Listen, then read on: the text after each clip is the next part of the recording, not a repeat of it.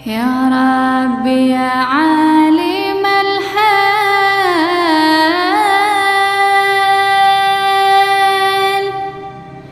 إليك وجهت الأمال.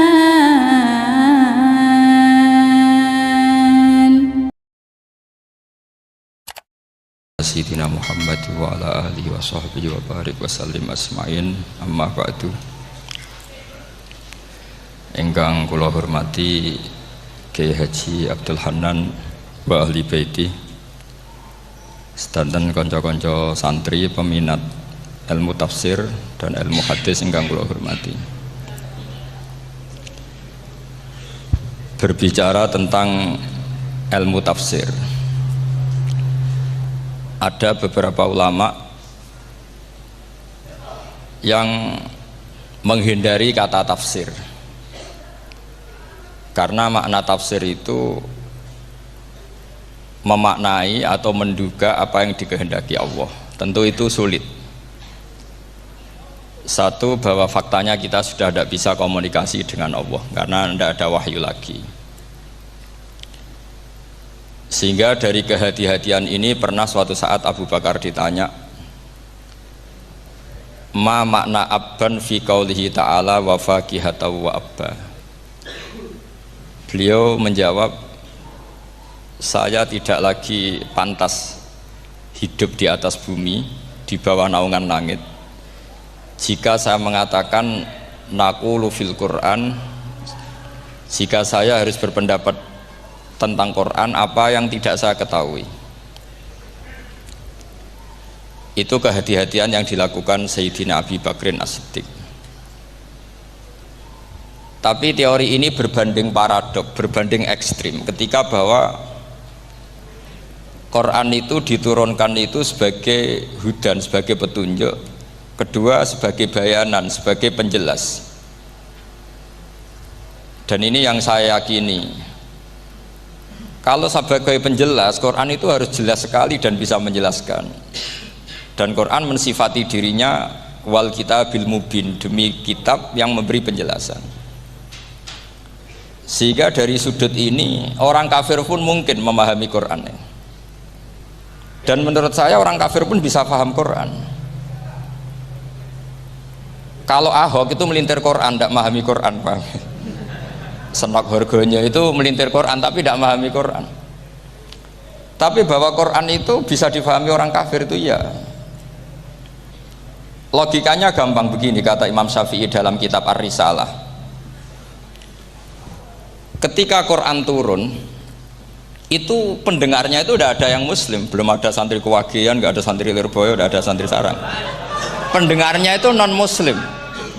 Nah ini sampai angen-angen. Ketika Quran turun itu pendengarnya muslim atau non muslim? Non muslim. Andai kan Quran itu turun tidak difahami orang kafir, maka lalu objeknya siapa? Sasarannya siapa? Lah sebab itu akan aneh kalau kita yang mondok, misalnya ngaji Edkon, ngaji Alfiyah, ngaji Ulumul Quran, apa saja. Kemudian Anda tidak paham Quran, padahal orang kafir saja bisa paham. Nah ini tantangan bagi kita. Sing kafir wis iso paham Quran, masa kita santri tidak paham Quran. Makanya begini, di antara awal-awal periode Makkiyah ada surat disebut Qul ya ayyuhal kafirun. Katakan Muhammad ya ayyuhal kafirun. Karena mukhotabnya atau lawan dialeknya Nabi adalah orang-orang apa? Kafir. Mereka paham ketika dijelaskan Quran, paham. Dan sebagian mereka menjadi mukmin karena paham. Itu termasuk isi makalah yang saya utarakan di sini. Mereka tanya, ya Muhammad, siflana rabbak amin dahabin amin nuhasin amin hajarin. Karena orang kafir jahiliyah itu punya tren yang namanya Tuhan itu fisik. Mereka punya Lata, punya Uzza, punya Hubal. Sehingga kalau Tuhan-Tuhan kita ini dari batu Muhammad, katanya Anda punya Tuhan yang berbeda. Lalu Tuhan Anda ini dari emas atau dari perak. Turunlah ayat Qul huwallahu ahad Allahus somad. Lagi-lagi mukhatabnya adalah orang kafir. Makanya ini juga akhirnya jadi ilmu madhab, ilmu tentang firqah-firqah dalam Islam, bahwa kesalahan terbesar orang Khawarij sebagaimana yang dikutip Imam Bukhari, nanti sampean cari di juz 4 atau di juz 3, pokoknya di bab Babu Qitalil Khawarij, karena Imam Bukhari punya adat diulang-ulang. Kata Ibnu Umar yang dikutip Imam Bukhari, innahum intolaku ila ayatin nazalat fil kufar faja'aluha alal mu'minin. Orang-orang Khawarij atau kalau sekarang orang-orang radikalisme itu meneliti Quran, kemudian ketika ada kriteria manusia-manusia tertentu itu dianggap itu kenanya orang Islam, korbannya orang Islam. Padahal awal mula ayat ini turun untuk orang kafir atau kritikan pada orang kafir. Ini cilaka betul. Karena logikanya seperti yang dikatakan Imam Syafi'i, ketika Quran turun ini nggak ada orang Islam, yang ada orang kafir. Sehingga mukhatabnya adalah orang kafir. Tapi ayat-ayat ini nanti dipakai Khawarij untuk mengcounter orang Islam, sehingga mereka mudah mengkafirkan kita karena pakai ayat yang dari awal Allah mengkafirkan orang kafir, sekarang ayat itu dipakai mengkafirkan orang Islam. Ini saking gebleknya orang apa? Khawarij. Makanya kata kitab Fathul Bari yang menyarai Bukhari itu, yang mendorong orang Khawarij seperti itu adalah jahluhum bisyariah. Memang mereka benar-benar bodoh, benar-benar goblok. Misalnya kita kiai atau kita ma'arif atau kita santri atau kita orang soleh, kemudian kita tidak bisa melakukan apa yang kita katakan, terus kita oke lah, kita kena kritik misalnya atakmurunan nasa bil birri watan sauna anfusakum wa antum taslunal kitab,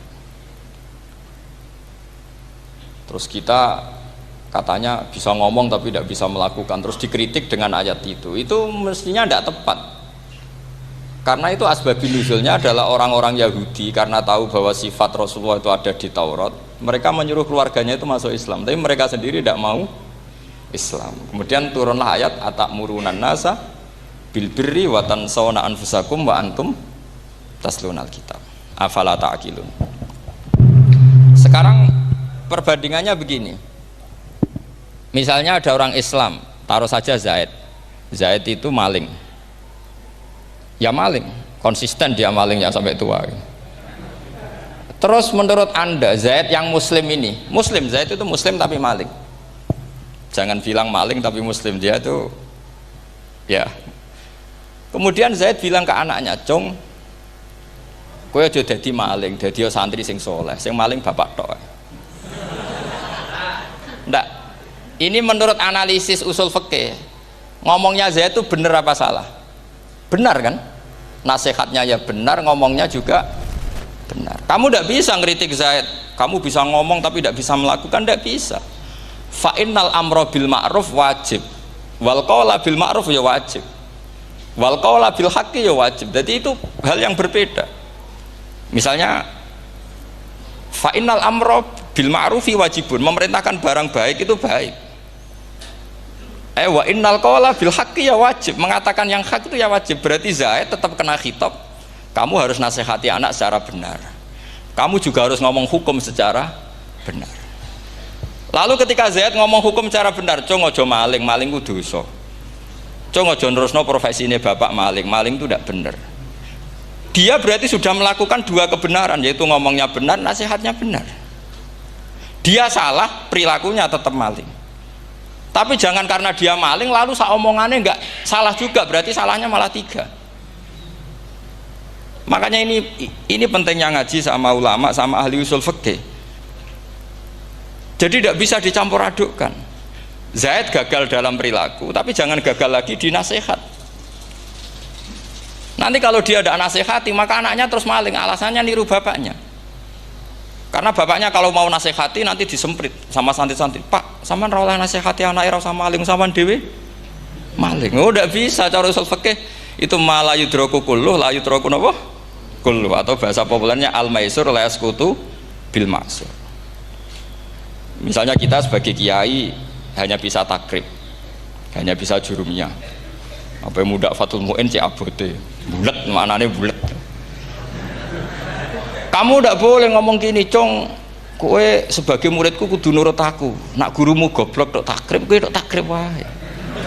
Gak oleh ngelangkai guru, gak sopan gitu misalnya gitu. Gak boleh gitu. Tetap kita ngomong, "Cung, kowe aja koyo aku. Kowe kudu alim Fathul Mu'in, alim Fathul Wahhab." Sama ndak bisa protes. Pak guru sendiri ndak bisa. Kebenaran tetap sebagai kebenaran meskipun kita ndak kuat melakukan atau ndak bisa melakukan. Lagi-lagi ayat itu sebenarnya ada untuk kita, untuk orang Yahudi, ta'murunan nasa bil birri wa tansawna anfusakum wa antum taslunal kitab. Sebab itu istidlal dengan Quran itu memang resikonya tinggi kalau tidak bagi mutabakhir, karena ya itu tadi, ini harus ada pengetahuan yang luas tentang asbabun nuzul, tentang kriteria. Nah kalau terpaksa, saya katakan terpaksa, kalau terpaksa kita iktibar itu boleh, tapi itu terpaksa. Bahwa Allah mengkritik orang yang bisa ngomong tapi tidak bisa melakukan. Tapi itu secara usul fikih itu runyam. Teori ini runyam sekali, fatal. Sampai lihat tuh di kitab Bajuri atau di kitab-kitab fikih yang lain. Ketika Shahibil Burdah atau Shahibil Bur'ah itu yang Imam Busiri itu, Muhammad bin Busiri itu. Niku salah nama tapi kadung populer. Jadi sebetulnya Imam Busiri itu Shahibil Bur'ah, bukan Shahibil Burdah, tapi kadung terkenal Burdah, kita ikut-ikutan apa? Burdah. Imam Busiri itu ngeluh, "Saya ini orang yang banyak kesalahan. Di antara salah saya adalah saya bisa ngomong tapi tidak bisa melakukan. Yaitu saya ngomong misalnya orang supaya tahajud, saya tidak tahajud. Saya ngomong orang supaya sholat sunat, saya nggak pernah sholat sunat." Itu sarahnya itu yang menyarai itu kan Imam Bajuri itu yang sarah Burdah. Itu mengkritik begini. Kalau Anda ngendikan itu fi ma'radi dzammin nafsi, yaitu dalam konteks Anda mengkritik diri sendiri oke. Tapi omongan Anda salah. Karena secara usul fikih fatal. Fatalnya begini. Misalnya saya nggak pernah tahajud. Ya mungkin itu nyata. Oke, mungkin itu nyata. Apakah kemudian saya tidak boleh mengatakan at-tahajjudu sunnatun? Apa saya diwajibkan diam hanya karena saya tidak pernah tahajud, terus saya seorang kiai yang haram mengatakan at-tahajjud sunnatun? Saya harus tetap mengatakan kalau tahajud itu sunnah. Saya kalau punya santri terus saya bilang, "Cung, napas nganggur yuk tahajud. Tahajud itu sunat." Karena mengatakan kebaikan pasti bagian dari kebaikan itu sendiri. Makanya kata Imam Bajuri, "Fakaifa yakunul amru bil ma'rufi mazmuman." Bagaimana mungkin sesuatu yang jelas baik karena memerintahkan kebaikan mazmuman menjadi sesuatu yang tercela hanya karena yang mengatakan tidak melakukan. Fa innal fi'la ya amrun wal hukmu ya amrun akhar. Itu beda. Jangan karena Anda tidak minum teh karena diabetes, terus Anda kalau ada tamu tidak disuguhi teh. Karena saya sendiri tidak minum teh. Wah ya repot kalau gitu. Nah itu lagi-lagi tadi orang Khawarij salah ketika mengartikan ayat yang harusnya objek kritiknya itu orang kafir, kemudian karena Quran lama sekali dibaca orang Islam sampai orang itu lupa kalau Quran awalnya turun diantaranya adalah membenahi akidahnya orang kafir, sehingga korbannya orang Islam. Itu mirip seperti cerita kita ya, santri-santri itu kalau punya musuh itu baca Hizib Nasor. Dulu pengarang Hizib Nasor itu musuhnya orang fasik, sehingga dihizib. Santri ora duwe musuh wong fasik, duwene kancane dhewe, akhirnya kancane yang kena hizib. Nah ini penting saya aturkan ya, sama seperti itu. Lama sekali Quran itu hanya dibaca orang Islam dan komunitasnya Muslim, sehingga seakan-akan semua kritikan Quran itu pada orang nopo Islam.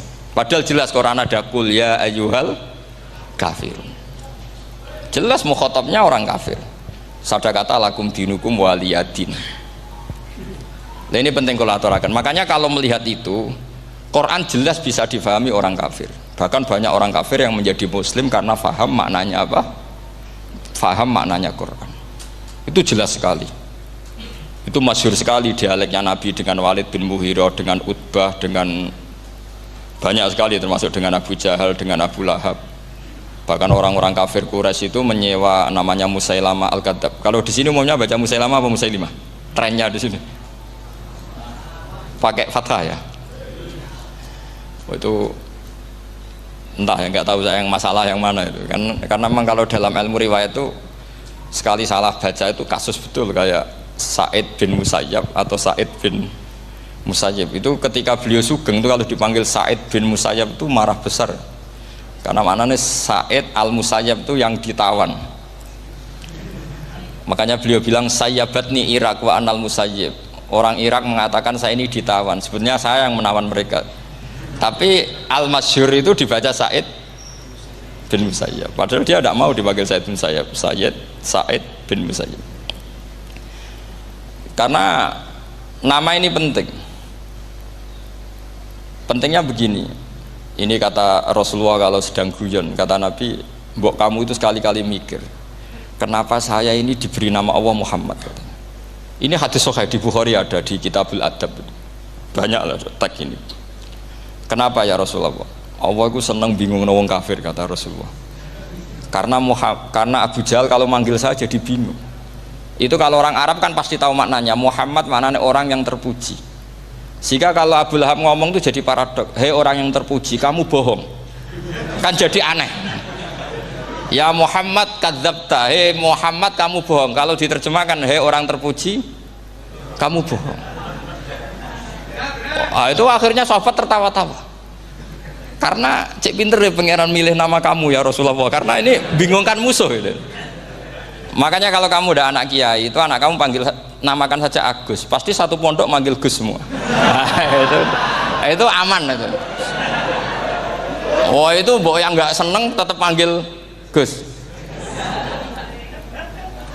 Karena kalau untuk Gus putra kiai kan butuh di bapak kiai, kan bapak kadung ra kiai itu kan, itu ada triknya, yaitu anaknya dinamain Agus.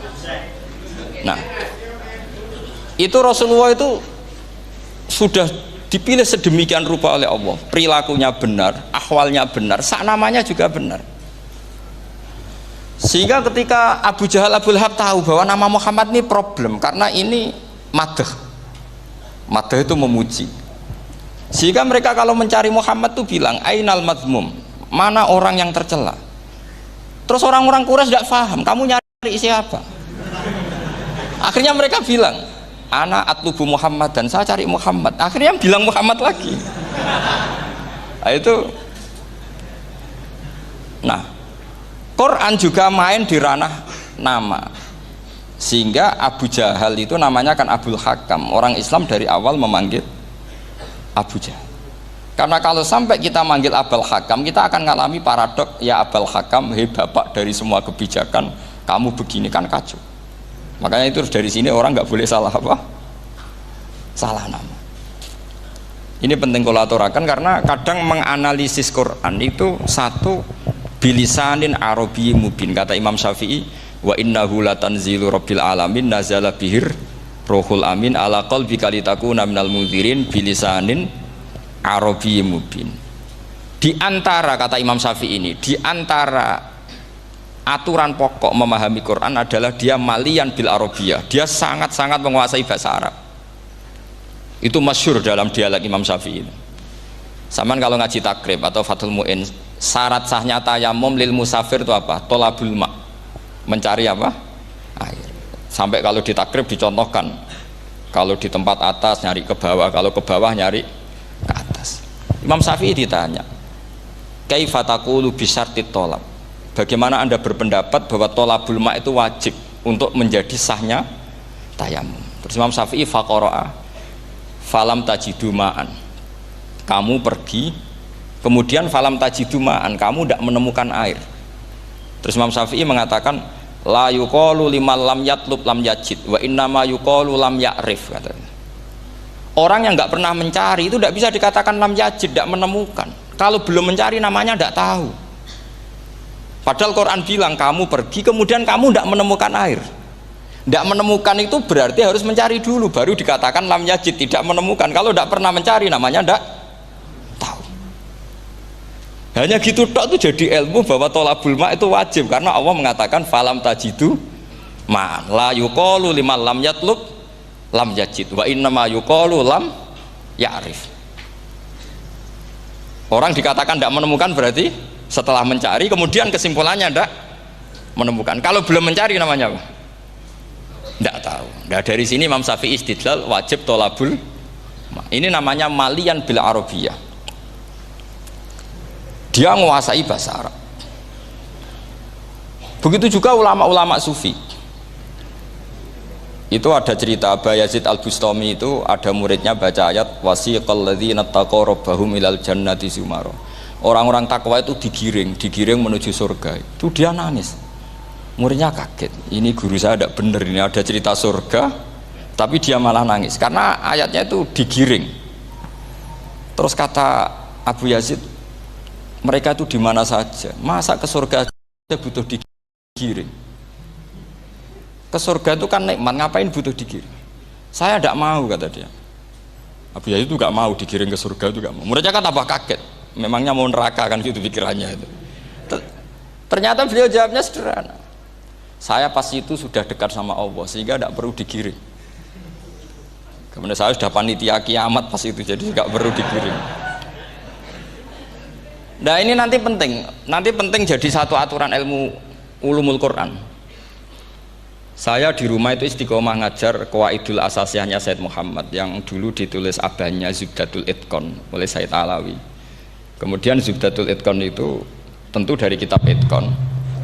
Terus Said Alawi dulu ngarang kitab Faidul Khobir, sarannya Faidul Khobir sama Sayyid Muhsin Al-Musawab, dulu dari Padang tapi hidupnya di Mekah. Saya dulu talaki sama Mbah Mun. Itu ternyata ada ayatnya, innal muttaqina fi jannati wa nahar fi maq'adi sidqin 'inda malikim muqtadir. Sekarang sampean saya tanya, menurut Anda semua orang kena hisab enggak? Tidak sama jawab saja. Menurut Anda ketika di mahsyar semua orang kena hisab apa enggak? Pasti kita menjawab iya. Tapi kata Said Muhammad itu keliru. Enggak kebayang orang seperti Nabi kena hisab. Pasti yang kena hisab itu orang-orang yang enggak jelas. Nah, misalnya Nabi jelas baiknya, harusnya ya langsung enggak kena hisab. Karena enggak mungkin seorang saksi kok diaudit, enggak mungkin. Lo saksi itu di pengadilan kan nggak tersangka, nggak terdakwa, dia tidak boleh diintervensi oleh hakim. Nah Rasulullah ketika kiamat, ketika fil mahsyar, fi faslil qada itu jelas, fa kaifa idza ji'na min kulli ummatin bisyahidi wa ji'na bika ala haula'i syahida. Rasulullah sudah dekat Allah, pas mahsyar itu ada Allah, ada Rasulullah, ada Jibril. Kemudian Nabi itu mengidentifikasi. Ditanya sama Allah, bener mat ini umatmu? Ya, niki umatmu ya. Kalau yang nggak jelas ya Nabi lama jawabnya. Makanya kamu jangan jadi orang nggak jelas. Nah, itu kalau sekali nggak jelas itu Nabi lama sekali jawab. Nah, artinya begini, yang kena hisab itu meskipun kata Said Muhammad, meskipun Dhahirul Quran itu menetapkan asbata umumal hisab, tapi zahirnya Quran yang sama juga menafikan hisab. Itu karena nggak mungkin, nggak kebayang kita malaikat berani menghisab afdalul khalqi. Sama bisa bayangkan malaikat mengaudit Rasulullah SAW. Ahabbal khalqi ilallah. Kepen cilaka mencit ya. Wong jajar Allah kabeh dinten audit sudah indah. Fa kaifa idza ji'na min kulli ummatin bisyahidi wa ji'na bika ala haula'i syahida. Lalu mungkar nakir juga sama. Sampai bisa bayangkan mungkar nakir tanya Nabi Muhammad. Tesnya susah. Karena kalau Rasulullah terus ditanya, waman nabiyuka.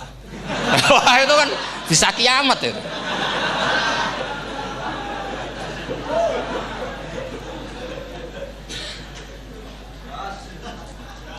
Paham ya? Makanya kata Said Muhammad, ini kan teman-teman tanya, biar carane alim tafsirnya saja, sarannya satu hafal Quran, dua hafal Sahih Muslim, tiga semua orang sudah mati, tinggal kamu yang alim. Nah, itu mesti aman itu. Nah kalau sampean tanya saya, apa buktinya Gus kalau orang tertentu tidak kena hisab? Ya buktinya tadi misalnya innal ladzina qalu rabbuna Allahu tsummas taqamu tatanazzalu alaihimul malaikatu alla takhafu wala tahzanu wa absyiru. Mungkar nakir adalah malaikat penakut, membawa ketakutan. Sementara para wali ini jelas malaikat kena konstitusi, malaikat harus mengatakan ke para wali alla takhafu wala tahzanu. Padahal Nabi tentu sayyidul auli. Para wali saja malaikat kena aturan, kamu harus bilang alla takhafu wala tahzanu wa absyiru. Hei para wali, kamu jangan susah, jangan gentar, kamu harus gembira. Kamu bisa bayangkan misalnya mungkar nakir bawa godok atau orang kalau dipukul ajul sak walang-walang. Kemudian kamu bayangkan si Abdul Qadir ngalami itu, Abdul Hasan Asadali ngalami itu, Abu Yazid Al Bustami. Kalau itu ngalami gitu semua, ngapain kita jadikan mursyid? Kan sama nasibnya dengan kita. Nah, Zahirul Quran mengatakan asbatal hisabah. Tapi Zahirul Quran di ayat yang lain lam yusbit al hisabah. Makanya tadi umumul Quran juga ditaksis dengan muqayyid. Yang mutlak ditaksis dengan yang muqayyad. Yang mujmal ya sama seperti itu, aturannya seperti itu, ditafsil sama yang mufassal. Sama orang kafir yang jelas, sampean bisa bayangkan malaikat ngaudit Fir'aun. Cek kurang penggaweane. Jelas eleke kok di audit. Misalnya Abu Lahab di audit, oh malaikatnya celaka mencet.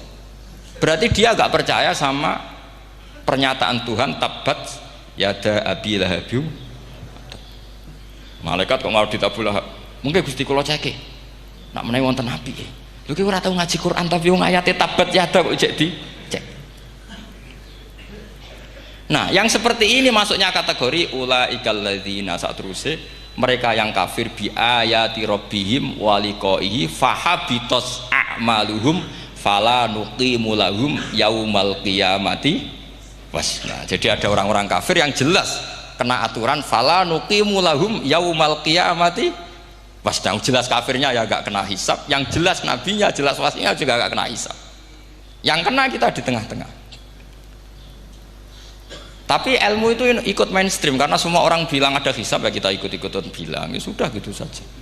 Tapi kalau aslinya ya rapati percaya. Umumnya uang gerono mati ditalkin, ya kita melok-melokan nalkin. Tapi kalau kadang ya gak kebayang. Piye nak wali-wali ditalkin. Makanya ada di dunia wali itu ada cerita Rabi'ah Dawiyah, itu termasuk keramat beliau itu. Kalau Imam Sibawi kan dalam cerita wali kan ditanya marrobuka, ngapunten niku man mausul nopo istifham. Wah itu malaikatnya tidak pernah khataman alfiyah kan, repot. Kalau Rabi'ah Adawiyah lebih parah lagi, itu beliau tuh nangis sekeras-kerasnya, nangis terisak-isak, dia tersiksa. Ya Allah, engkau itu zat yang paling saya kenali dan harusnya semua makhluk itu kenal engkau, tapi ini hamba engkau tanya engkau itu siapa ya? Itu kan ini orang aneh kata gitu. Karena Allah itu adharud dzahir, kata sampai Imam Sibawi silakan a'raful ma'arif. Jadi wong ora Allah wis geblek tenan dari Imam Sibawi.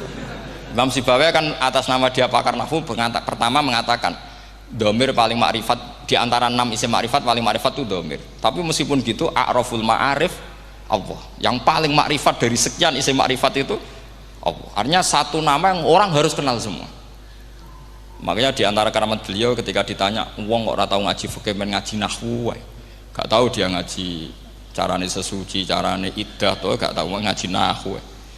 Terus dia tanya, "Bima fa'ala rabbuka?" Lalu Allah memperlakukan kamu gimana? Terus kata Imam Sibawi, "Ghafaroli, Allah mengampuni saya karena saya orang yang mengatakan Allahu a'raful ma'arif." Ini penting kalau aturakan. Jadi makanya kalau sampean tanya caranya ilmu alim gimana, ya satu tadi, kalau sampean masih banyak orang hidup, syaratnya kamu harus hafal Quran, hafal hadis, hafal sekian ribu hadis, hafal sekian ulumul Quran. Itu kalau masih banyak orang hidup. Kalau sudah kamu sendiri hidup, ya sudah, pokoknya isokolhu ya salim sendiri kan, nggak ada saingannya ini. Makanya kata Sayyid Muhammad, beliau mengatakan, kita meyakini umum al-hisab ya berdasar zahiril Quran, kita menafikan umum al-hisab bahwa hisab hanya yakhtassu liqaumin duna qaumin juga berdasar zahiril Quran. Kita percaya semua mayat ditanya mungkar nangkir ya berdasar dzahiril ahadits. Kita tidak mengumumkan teks ini juga berdasar dzahiril ahadits. Karena malaikat mungkar nangkir juga malaikat. Berarti dia kena aturan kalau ketemu para wali Allah takhafu wala tahzanu. Faham sih kalau maksudnya? Ini penting kalau aturakan. Jadi makanya aspek ya. Sampai bisa memulai kalau ingin jadi orang alim tafsir bisa mulai dari yang mudah saja, yang fikih saja. Makanya kata Imam Ghazali, kenapa Mu'tazilah jadi segoblok itu? Karena dia tertipu oleh umumatul Quran, oleh teks-teks umum. Dia tidak tahu mukhassisnya. Padahal setiap ayat umum itu pasti ada mukhassis. Misalnya begini ya, kalau kamu maknanya fikih saja, contoh yang paling mudah familiar itu fikih ya. Misalnya kita ngaji Quran, wal mutallaqatu yatarabbasna bi anfusihinna salasata quru. Kalau orang dicerai itu iddahnya itu 3 kali masa nopo suci. Apakah aturan iddah seperti ini hal hadhil iddah amatun likulli mutallaqatin am li mutallaqatin makhsusah? Apa ini semua mutallaqah iddahnya pasti salasata quru apa orang tertentu? Ya enggak, asal dia mutallaqah pasti iddahnya salasata quru. Anda goblok, Anda salah besar. Kalau misalnya yang dicerai adalah orang hamil, iddahnya apa? Salasata quru apa watil hamli? Watil hamli. Kita butuh ayat lain, wa ulatul ahmali ajaluhunna ayyadna hamlahu. Sama seperti kita ngaji walladzina tawaffawna minkum wa yadharuna azwajan yatarabbasna bi anfusina arba'ata asyhurin wa asyra. Asal wanita ditinggal mati suaminya, maka iddahnya 4 bulan 10. Apa semuanya demikian? Enggak. Misalnya orang hamil iddahnya biwatil hamil. Artinya kalau Anda tertipu umumatil Quran berarti Anda sama dengan menghukumi orang ditolak semua iddahnya salah satu guru. Sama misalnya orang sekarang dalil-dalil wa may yatawallahum minkum fa innahu minhum. Kalau berkawan orang kafir maka dia menjadi kafir. Itu kan fatal. Semua nabi ya berkawan orang kafir karena dakwahnya memang sama orang kafir. Lo coba andai kan sampai hafal Quran itu sama teori itu tuh mungkin menyedihkan. Coba istilahnya Quran wadhkur akho'at wa ila adin akhawum huda wa ila samuda akhawum. Terus semua umatnya yang kafir disebut akhawum. Akhaw itu artinya apa? Saudara. Mereka ya berkawan sama orang kafir. Makanya butuh analisis fikih untuk maknani wa may yatawallahu minkum fa innahu. Setelah dianalisis fikih, ternyata semua nabi diistilahkan wa ila madyan akhahum syuaiba wa ila adin akhahum huda. Akhaw itu artinya apa? Saudara. Kalau sama tanya, lalu logikanya gimana? Kata kitab-kitab kan wa in kana dasarin fajanibhu suratan. Kalau ada teman buruk jauhi, kalau teman baik temani. Kalau cara usul fikih gampang. Kancanan maling dosa, wong kok kancane maling. Tapi nak dakwai maling apik kan? Aku ora ngancani kok dakwai dandani, selesai kan? Ngancani maling elek, nak dakwai maling apik. Demenan rodo elek, nak didik apik kan, itu seperti itu. Nah, ini penting kalau aturaken. Dan di sini ini makanya NU itu punya sejarah panjang, banyak wali-wali yang jadab, yang coro zahir itu kancanan wong fasik-fasik. Orang syariat bingung, ini wali kok berteman orang fasik. Ya kalau kamu bahasakan teman ya masalah, kalau kamu bahasakan ini binaan. Enggak, sama jawab saja. Kalau dibahasakan teman masalah enggak masalah kan, tapi kalau dibahasakan itu binaan selesai kan? Sama, Nabi berkawan orang kafir itu tidak karena berkawan, itu binaan Nabi. Memang Nabi itu jadi Nabi, objeknya adalah mengislamkan orang kafir. Ya berlama-lama Nabi dialek dengan mereka, muasyarah sama mereka. Bahkan Nabi diharuskan bersikap baik sama mereka. Itu yang disebut fabima rahmatim minallahi lintalahum walau kunta faddzan ghalidhal qalbi lan faddu min haul. Tapi sekarang itu orang sudah tidak pakai ilmu. Orang-orang radikalisme itu nggak pakai usul fikih. Pokoknya kalau ada ayat terjemahnya gini ya sudah itu jadi madhab. Akhirnya kecelakaan seperti ini. Pokoknya kalau ada ayat faqtulul musyrikina haitsu wajadtumuhum wa khudhuhum wahsuruhum waq'udu lahum kulla marsad. Sudah hafalnya ayat itu saja. Dia tidak mau ngapalkan misalnya qatilul ladzina yuqatilunakum. Ada ayat lagi wa akhrijuhum ya min haitsu akhrajukum. Sehingga ulama kita membagi kafir itu ada harbi, kita musuhi, ada zimmi, ada muahad, ada musta'man. Itu ulama karena tahu tidak semua orang kafir itu harbi, tidak semuanya zimmi, tidak semuanya muahad, tidak semuanya musta'man. Kalau harbi oke, kita perang, kalau zimmi ya kita bina, kalau muahad ya sesuai perjanjian kita, kompensasinya apa, MOU-nya kayak apa. Tapi apalnya mereka ayat satu tema.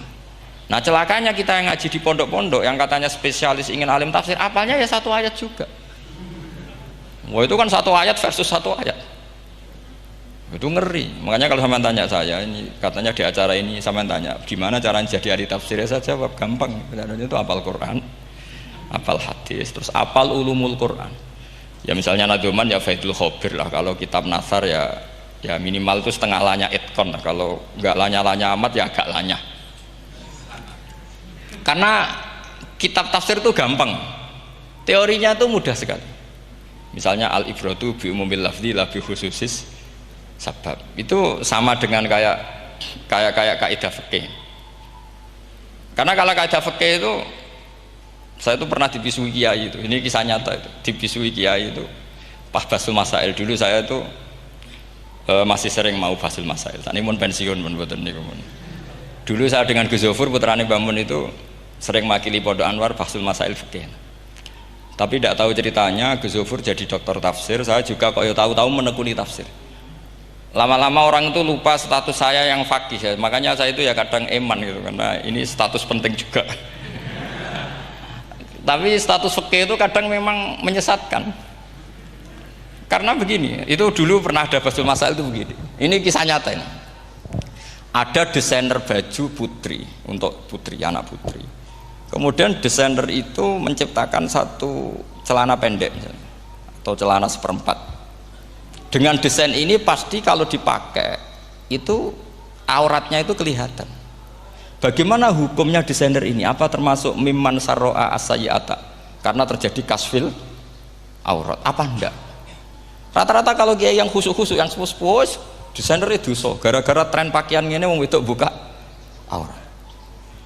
Tapi kiai-kiai alim yang muda-muda, entah saking belingnya, entah saking pinternya, tidak tahu. Bilang begini, Pak Yai, yang didesain apa? Ya celana itu. Lalu celana itu fungsinya nutupi apa buka aurat? Ya nutupi. Lu kan lumayan urun nutupi. Kalau haram ya dicopot, lu kan malah parah itu. Bingung kayaknya. Sampai bilang gini, wah semanis. Itu kan makanya ini guyon ilmiah. Repotnya ngadepi orang alim muda itu kan mbok gedhingi ku ilmiah, mbok senengi fasik.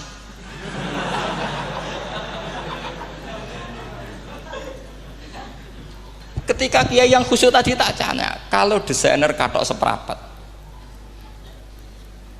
paham gitu? Kita coba yang celana dalam terlalu vulgar itu, paham gitu? Ndak rok saja lah, rok mini misalnya, rok selutut. Sampean jangan ngeres ya, yang rok selutut misalnya. Rok selutut itu desainernya kena hukum haram enggak? Sampean jawab saja. Oh haram dari kiai sepuh, karena dengan desain itu misalnya lututnya kelihatan. Tapi pertanyaannya kiai muda saya masih ingat betul, saya tanya. Lalu fungsi pakaian itu apa Pak Yai? Fungsi itu kan tetap nutupi sebagian aurat. Kalau Anda haramkan, barang haram itu harus dihilangkan. Nah, itu. Sampai kiai itu setelah acara itu manggil saya, Gus, kalau ngakoni jenengan alim tapi podo repoti. Podo repoti nak dalam itu kan terus itu ada perumusan di redaksi keputusan yang dijual itu, yang masail fikihnya kan terus diputuskan, dibukukan. Kalau redaksinya halal, Gus, nanti orang pakai rok semua. Dan saya balik bantah, kalau redaksinya haram, orang nggak pakai rok malah. Akhirnya itu apa? Kebijakannya lucu. Buak we Gus, pertanyaan itu buak sak jawabannya oke. Jadi kita debat tidak jadi. Ini cerita ilmiah. Makanya sama tidak wajib anut saya ini terlalu ilmiah, jadi tidak baik untuk kehidupan kesalian, kurang baik. Jadi ini Tapi ini ilmu. Tetap kaidahnya fikih ma la yudraku kullu la yudraku kullu. Jangan kalau tidak bisa nutupi aurat semua, lalu jangan sama sekali. Lho nggih kan kaidahnya kan gitu, ma la yudraku kullu la yudraku kullu. Misalnya Anda punya tetangga nggak mau pakai jilbab, nggak mau pakai pakaian muslimah, kamu tidak boleh bilang munisan raklambinan, tidak bisa. Ma la yudraku kullu la napa ma la yudraku kullu nu la yudraku napa kullu. Makanya ini kita harus hati-hati. Nah bayangkan sekarang orang neliti Quran itu yutraku kullu. Mestinya kalau Anda meneliti radikalisme, ayat yang terkait radikalisme diteliti semua. Ternyata di surat Taubat yang disebut suratus Saif, yang bahkan haram baca bismillah, itu ada ayat wa in ahadum minal musyrikin nastajaroka fa'ajirhu hatta yasma'a kalamullah summa ablighu ma'mana. Muhammad, kalau ada orang kafir mau belajar Quran sama kamu, ya harus kamu pelajari hatta yasma'a kalamullah. Setelah mereka mau belajar, ya ablighu ma'mana summa ablighu ma'mana, kamu harus menjamin keamanan dia. Itu di surat Taubat, termasuk akhiru suratin nazalat, gak mungkin terjadi mansuh. Tapi orang-orang ekstremis selalu pakai faqatulul musyrikin haitsu, apalan itu terus. Yang orang liberal yang menaparin la ikraha fiddin, ya sudah seperti itu. Sing orang-orang ora tegas, ora tau nahi mungkar, ya ma arsalnaka illa rahmatan lil alamin, ngono terus. Yang kelompok tukang nahi mungkar ya ayatnya amen nahi. Saya tuh heran, kenapa mereka punya masalah dengan hafalan kayaknya. Kenapa sih hafalannya kok pedot itu? Kita yang hafal semua bingung jadi. Jadi akhirnya kita yang pinter anut sing goblok. Karena saya tuh pernah loh debat sama orang salaf, debat gitu. Setelah saya mengutarakan sekian hadis, ada tuh Pak hadis tuh, waduh, harusnya kamu ngaji saya, ada debat tuh yang level. Kalau nggak level tuh nggak boleh katanya. Itu kan ngeri. Makanya ini penting ya, kalau sampean tanya ingin jadi alim tafsir ya harus hafal Quran semua. Nah, kalau tidak mungkin yang nunggu orang semua mati baru Anda jadi ahli tafsir, karena tidak ada musuhnya. Tapi saya pastikan orang kafir pun bisa memahami Quran, yaitu tadi hatta yasma'a kalam Allah. Sayyidina Umar itu masuk Islam tuh gara-gara dengar adiknya baca Toha, ma anzalna alikal qur'ana litashqa illa tadhkiratal liman yakhsha tanzilam mimman khalaqal arda was samawati ula ar-rahmanu alal arsis tawa. Itu dia ma huwa bikalamil basar, tidak mungkin seperti ini karangan manusia, itu tidak mungkin. Akhirnya dia Islam. Banyak orang Islam karena diperdengarkan Quran, karena memang notnya sudah unik, makna kualitasnya juga sudah unik, semuanya itu unik, indah. Sampai sekarang pun orang kafir itu orang paling tahu Quran. Makanya Allah mensifati orang kafir itu hasadam min indi anfusihim min ba'di ma tabayyana lahumul haq. Sekarang sama saya tanya, orang sing tabayyana lahumul haq itu orang paham apa orang tidak paham? Mereka orang kafir itu mengingkari Quran, padahal min ba'di ma tabayyana lahumul haq, setelah kebenaran nyata bagi mereka. Nyata bagi mereka artinya orang kafir paham atau tidak paham? Paham. Cuma mereka punya penyakit hasadam min intian. Mereka juga kalau ada ayat tentang ahkam yang memberatkan, mereka bilang i'ti bi Qur'anin ghairi hada au badil. Muhammad harusnya jangan tema itu yang diangkat, bu cari Quran yang lain yang enggak tema itu. Mereka sampai memilih tema itu karena paham apa karena tidak paham? Karena paham. Makanya di makalah saya pastikan ngaji tafsir itu gampang, karena orang kafir pun bisa. Kalau kasus Ahok itu bukan paham itu melintir, beda. Paham sama melintir itu beda. Itu diterjemah kemenang tuh jangan mengangkat kawan orang Islam, bukan mengangkat pemimpin. Ya likinya kalau ngangkat teman saja tidak boleh, apalagi ngangkat pemimpin. Fatal mana berteman sama orang salah sama ngangkat. Saman kancanan maling itu apik nak menawa nang andani terus ngangkat, "Hei maling ke pimpinanku." Parah mana?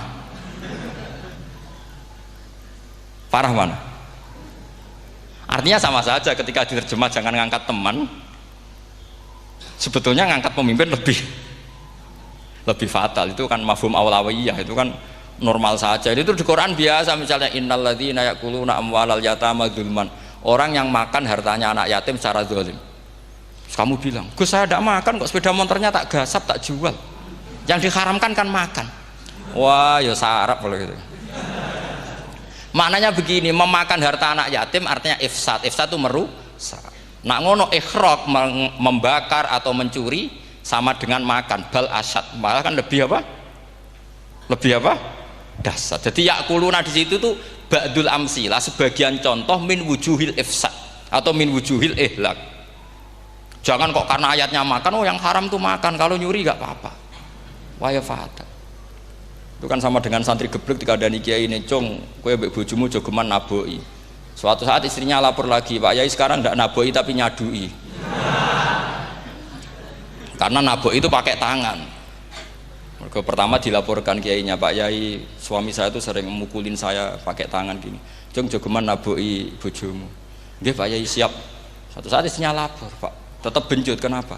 Kalau nak ini disadui. Mereka pikirannya, sing haram nabok, nak nyaduk halal. Wah itu kan ngajak goblok bareng. Nah masalahnya di usul fikih kasusnya seperti itu. Makanya saya ini kadang ya maliki sekali. Kadang saya itu maliki sekali. Kadang ya. Misalnya begini, saya beri contoh. Ini yang kisah nyata ya. Ada seorang Arabi datang ke Rasulullah. Ya, tadi kan teman-teman minta juga ilmu hadis ya, ini satu paket saja. Itu tadi nanti kalau sampean kasih lalim ndak itu sudah ada urusan saya tadi. Nunggu orang mati banyak tadi. Kalau nggak usah nunggu orang mati, sarannya tadi apal tadi. Ya Rasulullah ahlak tuh. Saya ini orang yang rusak. Wama ahlakaka. Lalu yang bikin rusak kamu apa? Qol waqatu imroati fina hari Ramadan. Saya menjima istri saya ketika masih siang. Fina hari Ramadan, siang Ramadan. Walhasil Nabi tidak menyuruh hanya kodok, tapi menyuruh kafaroh. Kafarohnya itu merdekakan budak atau memberi makan 60 orang miskin atau puasa berapa? Puasa 60 hari.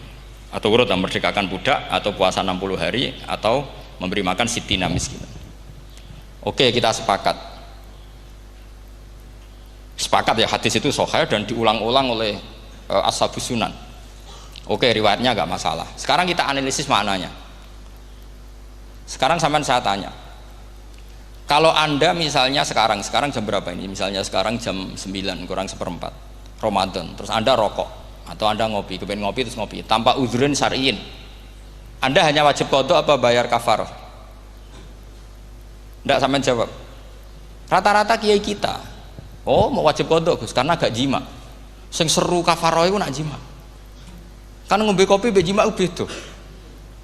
Pertanyaannya tuh lucu, ini naik secara fikih masalahnya begini, jima bojo itu tidak zina, jima bojo itu zina apa enggak?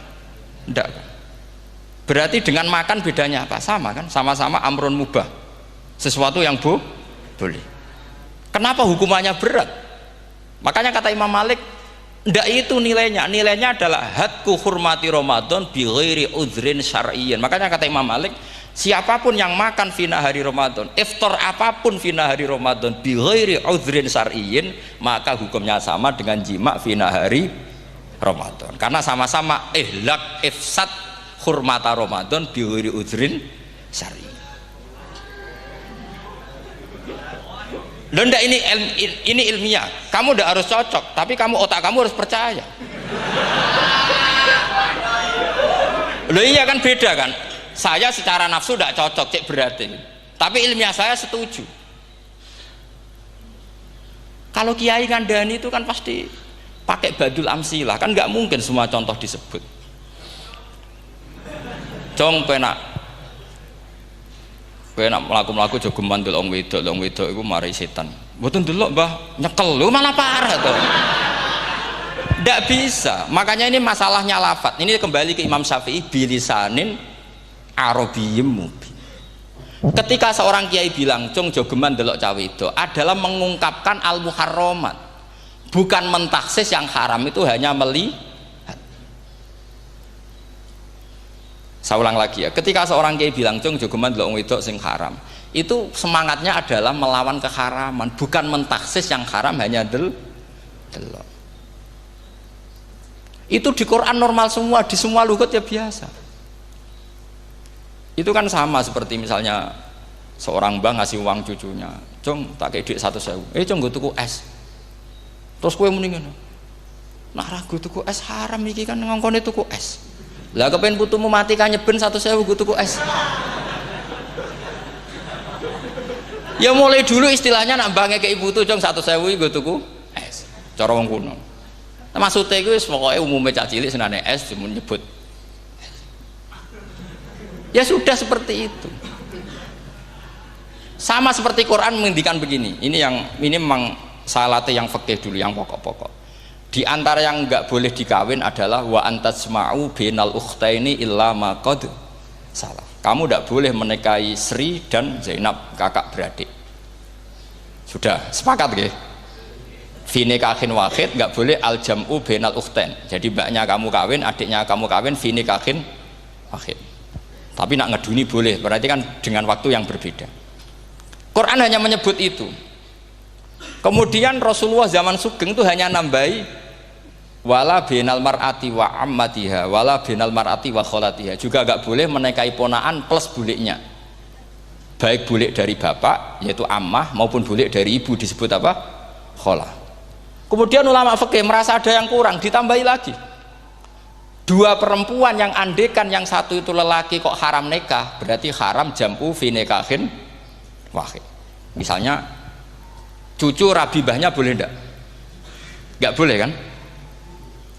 Berarti kalau sampean ngumpulkan cucu dan mbahnya fi nikahin wahid juga enggak boleh. Tapi orang yang waras itu tidak akan nyalahkan Quran ketika tidak lengkap.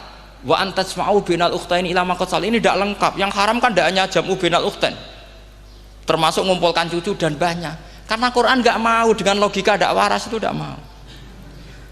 Taruh saja orang itu rata-rata mbahnya kan umur 70 tahun, cucunya umur 17 tahun. Kebayang nggak kamu nikahi sehingga adekan boleh bareng, pasti kamu milih bareng. Makanya Quran hanya bakas wa antasma'u final ukhtain, karena yang mungkin masih menggugah selera itu dua. Tapi kalau cucu sama mbahnya itu, kalau ada yang masih selera kan ya sarap tuh. Tapi fikih sebagai kaidah tetap menerangkan termasuk yang haram jam'u adalah bainal mar'ati wajad datiha. Paham juga maksudnya? Artinya ketika menyebut itu tidak jaminan merangkum semua hukum, tapi ba'dul amsilah. Fa'innal akila yaktafiya bi isyaratil ba'di. Karena orang kalau punya akal diisyaroi sebagian sudah paham. Ini penting kalau aturakan. Jadi ini penting. Nah bayangkan sekarang banyak gerakan-gerakan ahli Quran katanya, tapi nggak memahami ilmu usul fikih. Quran ra ono ya wis. Nang Quran ra ono cerita harame asu, nak ngono asu ya halal. Ora ono Qurane. Sing ra ono iku tekem ora Qurane, kok aneh-aneh kowe.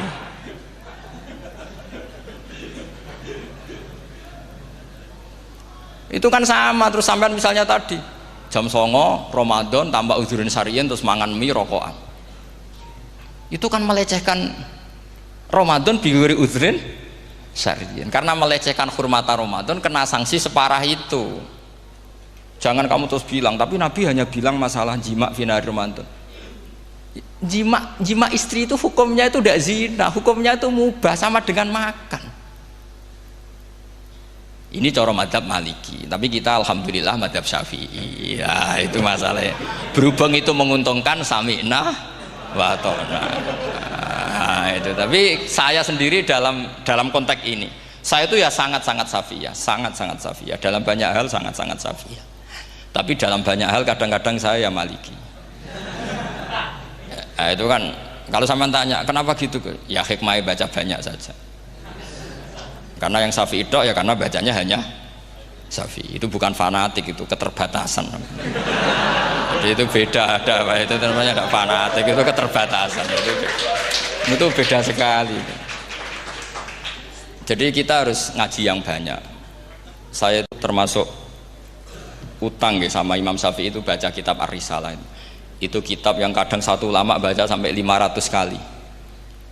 Yaitu Imam Syafi'i itu dalam kitab Risalah itu begini, ini termasuk ulumul Quran yang paling penting. Muqaddimahnya begini, wan nasu sinfani min awalil amri. wan nasu sinfani. Ketika Rasulullah datang membawa Quran itu manusia hanya ada dua. Al kuffar sing dari jenis ahli kitab dan kuffar dari jenis yang tidak ahli kitab. Bahkan tidak ada orang Islam zaman itu. Pertama Nabi jadi Nabi itu adakah pendengar yang Muslim? Kan tidak ada. Semuanya ahli kitab. Makanya susah kalau Quran kamu analisis korbannya orang Islam tuh, kata Ibnu Umar tuh lucu. Dulu tuh mukhatabnya tuh orang kafir, jelas kuliah ayyuhal kafir. Ya ayuhan nasu ubudu rabbakum alladzi khalaqakum. Jelas orang kafir. Karena orang Islam nggak mungkin dikhatabi ubudu rabbakum. Makanya Imam Suyuti kalau nafsiri itu ngeper ubudu rabbakum wahiduhu. Tapi kalau mukhatabnya orang Islam dawimu alal ibadah atau dawimu alat tauhid. Karena dia tahu kalau mukhatabnya orang kafir ubudu ya masih wahidu. Kalau sudah Islam kok dikhitabi ubudu mudawamah alal ibadah. Itu saking alimnya Imam Suyuti. Ini saya teruskan. Kalau mukhatabnya itu orang kafir ahli kitab, itu kemungkinannya ya dua cara mereaksi Quran. Yaitu disebut lam yakunil ladzina kafaru min ahlil kitabi wal musyrikina munfakina hatta ta'tiyahumul. Jadi lam yakunil ladzina kafaru, jelas kafaru itu umum. Kemudian ditafsir kafaru itu ada yang min ahlil kitabi, berarti kafaru yang jenis Yahudi Nasrani. Ada kafaru yang min ahlil kitabi wal musyrikin, kafaru yang jenis musyrikin, yaitu kafir Mekah. Karena cara kaidah nahwu al atfu yaqtadi taghayyur, kalau ada ataf pasti konteksnya beda. Ja'a Zaidun wa Amrun, berarti Zaid ada Amar, Amar ya ada Bakar. Karena Ja'a Zaidun wa Amrun wa Bakrun, pasti orang ini berbeda. Tidak boleh orang yang sama kamu pakai ataf. Ini sudah clear ya ini ya. Kemudian cara pandang mereka ya beda. Ketika Rasulullah mengajak tauhid, itu ahli kitab tidak masalah. Memang harusnya Tuhan itu satu. Tidak masalah bagi ahli kitab. Problem bagi ahli kitab adalah Muhammad itu nabi. Itu kita nggak suka. Kalau Tuhan satu oke, tapi kalau Muhammad nabi tidak oke. Kita bisa jadi nabi, kata mereka, karena mereka merasa nasabnya sampai Ibrahim. Sementara zaman itu mereka sanksi Muhammad itu nasabnya konti, gak jelas. Ini penting kalau aturakan. Sehingga dalam konteks ini Allah menjawab ahli kitab dulu. Ini itu disebut Muhammad itu nasabnya jelas. Ini itu fihi ayatum bayinatum maqamu Ibrahim. Ini saya dengarin. Ibrahim itu jelas pernah ke Mekah. Bukti Ibrahim pernah ke Mekah adalah jejak kaki Ibrahim di makam apa? Makam mereka, artinya buatan kuburan, buatan jejak kaki Ibrahim ketika bangun Ka'bah. Fihi ayatum bayinatum maqamu Ibrahim. Pun.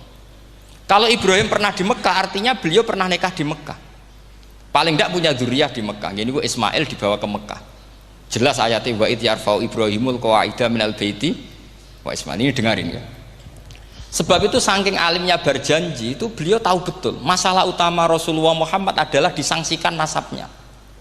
Sebab itu kitab berjanji pertama cerita setelah dia alhamdulillah macam-macam awalu ma'anab tadi saat terus dia bilang wa ba'du fa'akul huwa Muhammad bin Abdillah bin Abdil Muttalib. Saat terus ya wa ba'du wa Muhammad bin Abdillah bin Abdil Muttalib wasmu syaibatul hamdi humitat khisaluhus saniyah. Saat terus Ibnu Qusayn, saat terus summiya bi Qusayn litaqasi fi biladi qudu'atal qasiyah. Karena dia tahu yang masalah bagi Rasulullah itu adalah masalah nasab bagi mereka loh, bagi mereka yang kafir. Terus beliau ngendikan ditutup wa adnanu bila raibin indadawil ulumin nasabiyah ila dhabihi Ismaila nisbatuhu wa mun. Jelas saya Adnan itu pasti puter cucu-cucunya Nabi Ismail. Karena orang Yahudi yang disoal Muhammad itu, kamu itu siapa? Kok tahu-tahu Nabi? Kamu orang Arab. Orang Arab itu tidak pernah ada Nabi. Yang Nabi itu normalnya orang Israel, yaitu turunan Yahudi, karena Yahuda bin Yakub bin Ishak bin Ibrahim. Akhirnya Allah membuktikan fihi ayatum bayinatum maqami. Bukti kalau Ibrahim pernah di Mekah adalah jejak kakinya di Mekah, itu dekat Ka'bah. Ini jawaban Allah yang tentang ahli kitab, karena sudah jelimet. Ada ilmu ansab, ada ilmu nasab, ada polemik kitab samawi. Kalau kafir Mekah ini goblok-goblok. Ketika Rasulullah pakai teori tauhid, orang kafir Mekah itu sangat gobloknya bilang gini, Muhammad, kita ini urusannya banyak, utang kita banyak, kasus saya banyak. Kok Tuhannya satu itu tidak cukup? Yaitu mereka mengatakan aja'alal alihata ilahau wahida inna hadza la syai'un ujab. Bagaimana Tuhan hanya satu? Urusan kita banyak, masalah kita banyak. Tuhan nggak boleh satu, harus banyak. Sejumlah urusan kita. Ada Tuhan BPKB, Tuhan macam-macam lah. Ada Tuhan kredit, Tuhan kas, macam-macam lah kan. Sesuai sebanyak urusan kita. Mereka tanya, aja alal alihata ilahau wahida. Masa Tuhan satu? Inna hadza la syai'un ujab. Ini aneh. Sampai ada bayina. Bayina itu kejelasan kebenaran atau benar yang begitu jelas. Itu siapa? Rasulun minallah yatslu suhufam mutahhar. Akhirnya Nabi sabar. Saking sabarnya Nabi itu ngomong gini, ya di khalayak umum, mukhatamnya ya kafir semua. Hei saudara-saudara kami suku Quraisy, kita ini sebangsa. Nabi tanya, Muhammad, ajaran kami itu benar karena kami itu orang yang kita percaya. Tapi kali ini Anda aneh karena ngajak satu Tuhan. Itu tidak mungkin. Urusan kita banyak, satu Tuhan enggak mungkin. Tuhan harus banyak. Kita punya 3 aja kurang banyak kan, hanya punya Lata, Uzza, Hubal. Rasulullah dengan sabarnya ngendikan gini, hei kaumku, kalau kamu jadi pembantu, jadi buruh, senang mana punya majikan banyak sama majikan satu. Kalau majikannya banyak, itu perintahnya beda-beda, seleranya beda. Semua harus kamu lakoni, semua harus kamu taklui karena kamu harus nurut. Wah ya repot mat kalau di majikan banyak, ngerepoti mesti. Rasulullah tinggal nimpali, Tuhan kamu itu majikan kamu. Kalau Tuhannya banyak, perintahnya ya banyak, seleranya beda-beda. Kamu bingung nggak? Wah ya bingung, ya sudahlah mat satu aja. Akhirnya mereka masuk Islam. Nah itu disebut Nabi itu fatona, punya kecerdasan artikulatif. Kalau menjelaskan itu masuk akal. Nah itu disebut dorobawahu matalar rojulan fihi syuraka'u mutasyakisuna wa rojulan salamal lirojul hal yastawiyani masalah alhamdulillah. Nah ini penting. Allah membuat satu perumpamaan, punya majikan banyak yang berbeda-beda seleranya, berbeda-beda perintahnya. Dengan kalau hanya satu majikan, apakah sama? Mereka jawab tidak sama, enak punya satu majikan. Begitulah Tuhan kamu, harusnya satu. Jadi artinya gini, kalau kamu ngaji ulumul Quran, kamu harus tahu ini khitab ke kafir. Kafir yang mana? Ahli kitab atau kafir yang musyrik? Nah, sekarang tidak tahu lagi, pokoknya kafir. Makanya kalau orang berdebat mereka itu tidak goblok meneh. Waduh. Makanya sama ndak usah ketularan goblok sing pun sing wis goblok ora usah ditambahi mun kathah dan ini pun niku. Ya karena kita ngaji jelas Qur'annya kan lam yakunil ladzina kafaru itu masih ada min lil bayaniyah atau min li bayanil jinsi. Kafaru itu sapa? Siji min ahlil kitab, 2 kafaru sing wal musyrikin. Dua-duanya tidak pernah munfakina hatta ta'tiyahumul bayinah. Mereka tidak akan tercerabut dari pikirannya sehingga ada bayinah. Bayinah itu siapa? Rasulun minallah yatslu sufam. Nah, ketika Nabi menjelaskan asal usul nasabnya bahwa Sayyid Adnan itu ila Ismail, Ismail jelas putra Nabi Ibrahim. Mereka terus baru iman karena ada fihi ayatum bayinatum maqamun apa? Ibrahim. Ya jadi saya kira demikian. Nanti kan akhirnya jam pinten teman.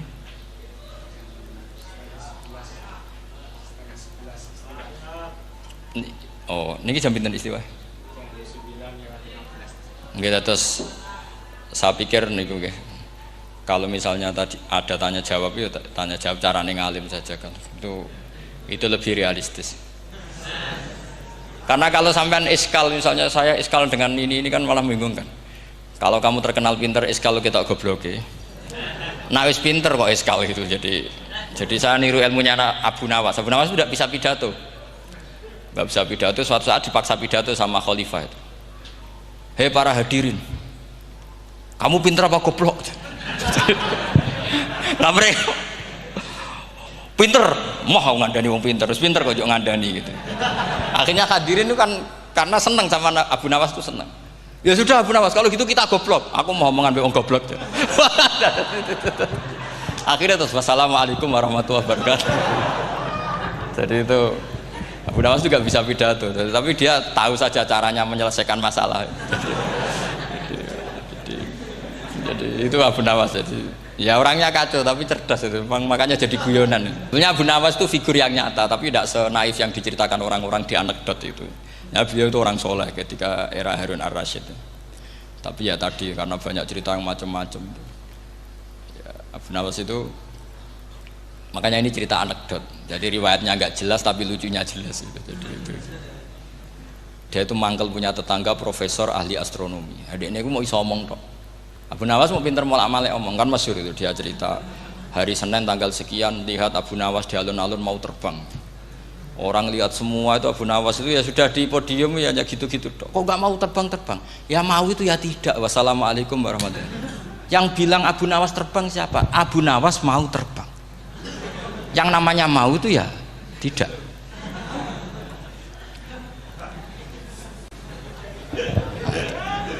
Pernah dia itu lomba sama Harun Ar-Rasyid. Siapa paling banyak pengunjung rumahnya di alun-alun. Harun Rasyid bikin khemah, dia bikin khemah. Tentu cerita ini bohong, yakini ini bohong. Memangnya ini bohong tenang. Makanya ini anekdot, hanya guyonan. Harun Rasyid karena dia raja itu ada apel, ada makanan macam-macam.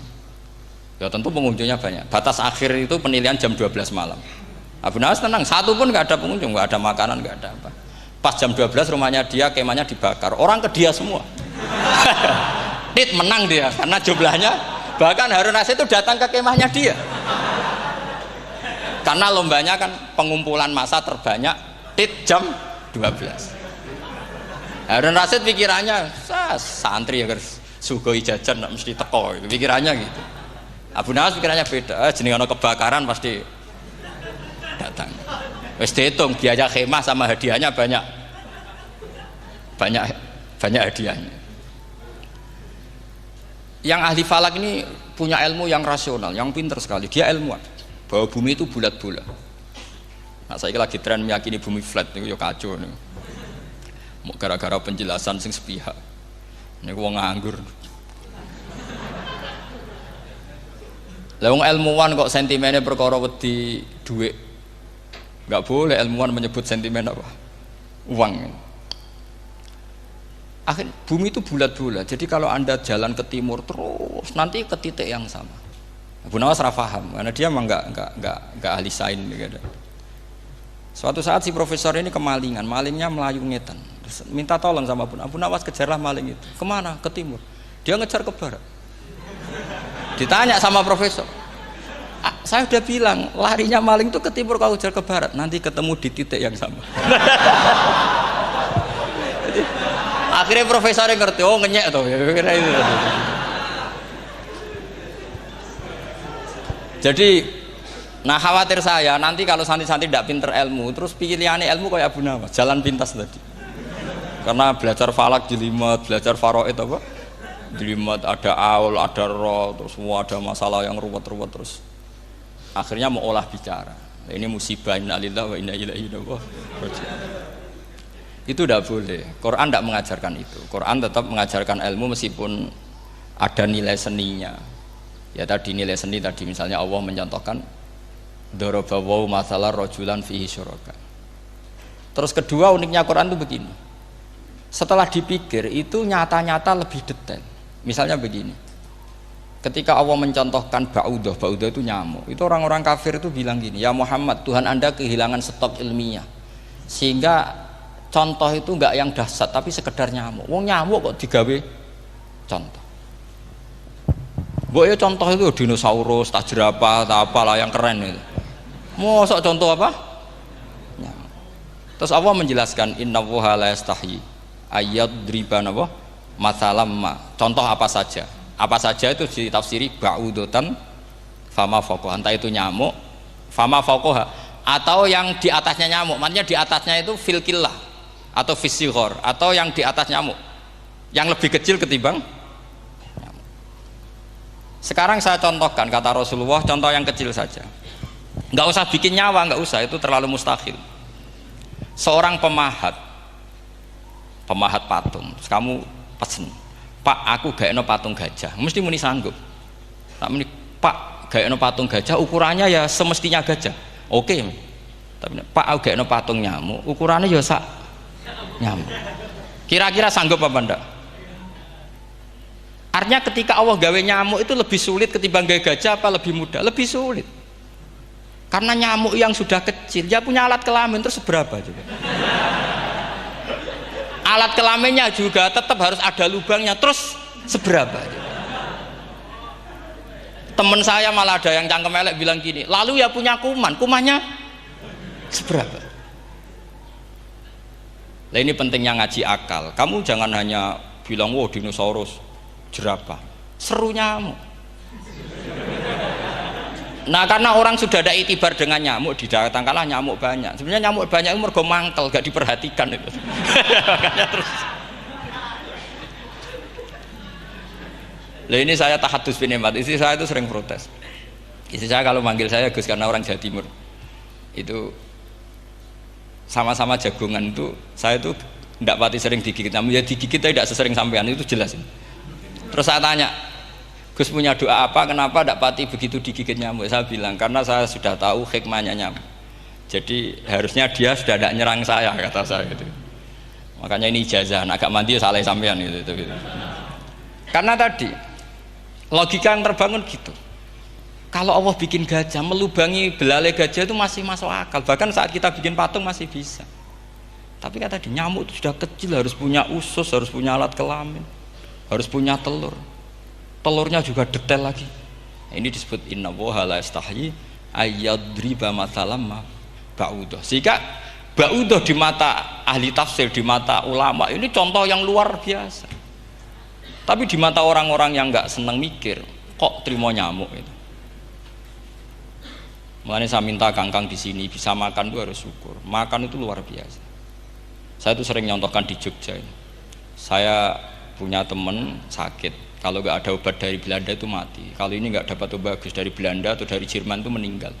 Berapa bulan lagi matinya? 3 bulan. Kalau nggak sampai dapat obat mati 3 bulan. Oh masih mandi obat yang di Jogja, apa itu makan atau minum? Kalau orang tidak minum, tidak sampai 3 bulan sudah mati.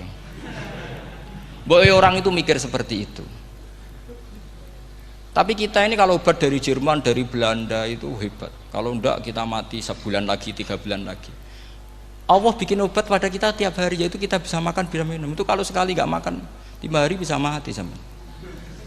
Tapi kita karena ngakan itu hal yang biasa, nak duit iso utang, terus dianggap biasa. Ini kalau ulama masalah besar. Punya otak seburuk itu masalah besar bagi ulama. Sehingga Allah tidak malu ketika ngendikan kulu wasrobu, tidak malu karena makan ini urgen, sangat penting. Dan Allah tidak malu meskipun Quran itu temanya kelas tinggi, biasa Allah mengatakan jong kowe kulu min thayyibati maruzaqnakum, kamu makanlah.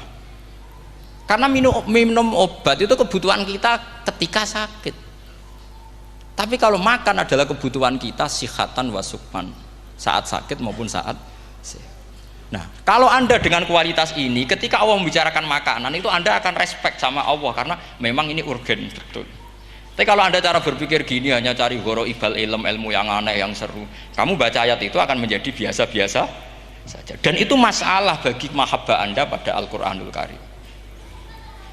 Ya saya kira demikian. Terus mengke saya pikir tidak etisnya kan ini Jumat nanti. Sing biasa itikaf nanti terganggu. Nanti saya ada ke problem. Ya kalau ada tanya jawab ya saya mohon tadi ya, karena ini zaman akhir saya memang butuh sekali. Kenapa saya mau datang? Satu, hormat Kiai Hanan. 2, saya memang ingin banyak mufassir lagi, jangan hanya lewat baca terjemah kemudian merasa menjadi ahli apa Quran atau ahli tafsir. Itu musibah besar itu masalah besar itu. Ya pokoknya saya mohon lah ya setidaknya gitu. Misalnya orang kafir, kamu cari saja orang kafir. Ternyata ada yang harbi, ada yang dhimmi, ada yang mu'ahad, ada yang mustakman. Lalu dalam tarikh ada kafir Yahudi, kafir Nasrani, kafir ahli kitab. Kalau di fikih ada kafir yang lahum kitabun, ada yang tidak lahum kitabun. Kalau yang lahum kitabun disebut ini kitabiah kholiso, yang tidak itu kan beda-beda di fikih. Boleh nikahnya ndak, khilu dhabihatihim atau tidak, itu kan detail sekali. Makanya saya mohon ini latihan detail. Oke, sampean tetap ngaji, sering khatam itu bagus karena mengumpulkan semua ilmu. Tapi sampean harus menganalisis secara apa? Saya dulu ngaji Mbah Mun Muslim ya kilatan. Tapi saya ngapalkan sama Gus Ibab. Gus Ibab putrane Mbah Mun, dulu muridnya Said Muhammad. Saya itu tak pelajari lagi di rumah. Tak analisis lagi setelah besar sampai sekarang karena ya itu beda. Kita selalu Rabbi zidni apa? Ilma. Misalnya begini contoh. Kita mungkin tahu maknanya ayat tertentu itu begini. Misalnya begini. Faqula lahu qawlan layyinan la'allahu yatadzakkaru aw yakhsha. Musa dan Harun, jika kamu datang ke Fir'aun, maka kalau ngomong, kalau dakwah itu qaulal layyinan, dengan dakwah yang halus. Nggih, qaulal layyinan. Ini bagi yang ekstremis harus baca dialek ini. Ini kisah nyata yang diceritakan Habib Zain bin Semit ketika ngarang Al-Manhajus Sawi, juga diulang-ulang di beberapa kitab. Suatu saat ada ustadz corong Jawa Kemelinti datang ke Harun Ar-Rasyid. Harun Ar-Rasyid ini Banil Abbas, termasuk zuriyahnya Abdullah bin Abbas. Karena Harun Ar-Rasyid sebagai khalifah tentu salahnya banyak, namanya pejabat pasti salahnya banyak. Meskipun kebaikannya juga banyak, tapi salahnya juga banyak. Kalau kita kan tidak pejabat, salahnya tidak banyak, tapi prestasinya juga tidak banyak. Ya kan, misalnya ada tamu Raja Salman katanya hormat tamu wajib, kamu kan tidak bisa hormat karena dia juga tidak mau dihormati kita kan. Nah terus si ustadz tadi datang begini, saya itu masih hafal teksnya, ya Amirul Mukminin inni nasihun lak famusyaddidun alaika fala tajidanna ala nafsika fi nafsika aliyya syai'an. Saya ini mau nasihati Anda, tapi saya maaf sekali karena nasihat saya ini kasar sekali. Musyaddid itu kasar, keras.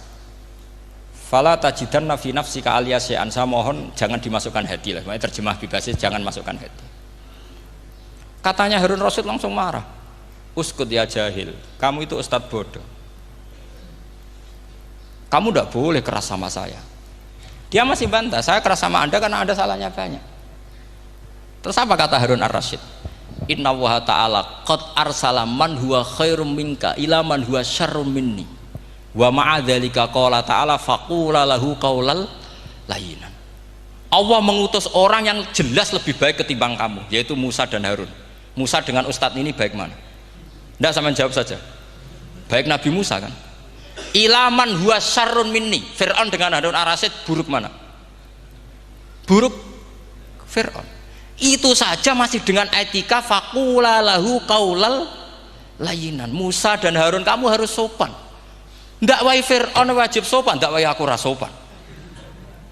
Nah ini sudah iktibar dari terjemah netral atau terjemah yang datar bahwa Allah ngutus Musa dan Harun ke Fir'aun dan Musa dan Harun diharuskan kaulal layinan. Tapi menjadi energi mafhum yang luar biasa. Nak dakwai Fir'aun wae kaulan layinan, apa maneh dakwai podo-podo mukmin. Makanya kata Harun Rasyid, uskut ya jahil. Inna wa ta'ala qad arsala man huwa khairum minka ila man huwa syarrun minni. Wa ma'adzalika qala ta'ala faqula lahu qaulal layyin. Ya saya kira demikian, saya kembalikan ke moderator.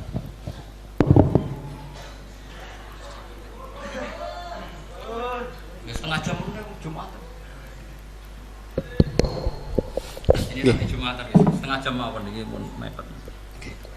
Alhamdulillah penyampaian materi dari beliau telah selesai, sangat menarik, gamblang dan sangat jelas sekali, sehingga mungkin tidak butuh untuk kesimpulan dari moderator. Jadi dialog ada waktu 30 menit.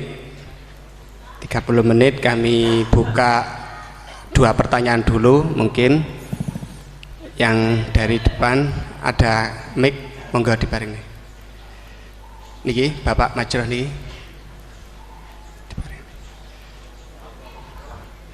Satu orang satu pertanyaan Pak nggih.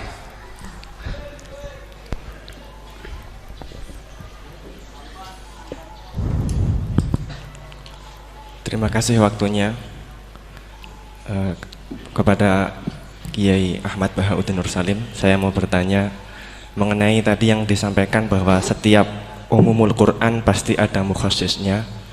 Ketika dilihat zaman sekarang ada kelompok liberal yang mencoba untuk mengamandemen Al-Quran dengan tidak mengkaitkan konteks zaman dulu, malah mengkaitkan dengan konteks zaman sekarang. Ambil contoh dalam permasalahan ibadah haji, mereka ingin merubah haji wukufnya enggak cuma di bulan Dzulhijjah tetapi di bulan Syawal pun juga boleh. Nah, jadi sudut pandang panjenengan gimana masalah apakah memang bisa keuniversalan Al-Quran itu pada zaman sekarang dibuat sesuai konteks sekarang? Itu saja. Sampun? Nggih. Nggih. Penanya kedua, monggo.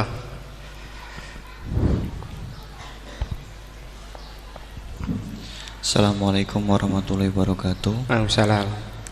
Dumateng Yai, Ini ada pertanyaan tentang penafsiran Al-Quran berdasarkan ilmu sains. Untuk abad sekarang kita mengenal teori ledakan besar yang sudah sangat populer.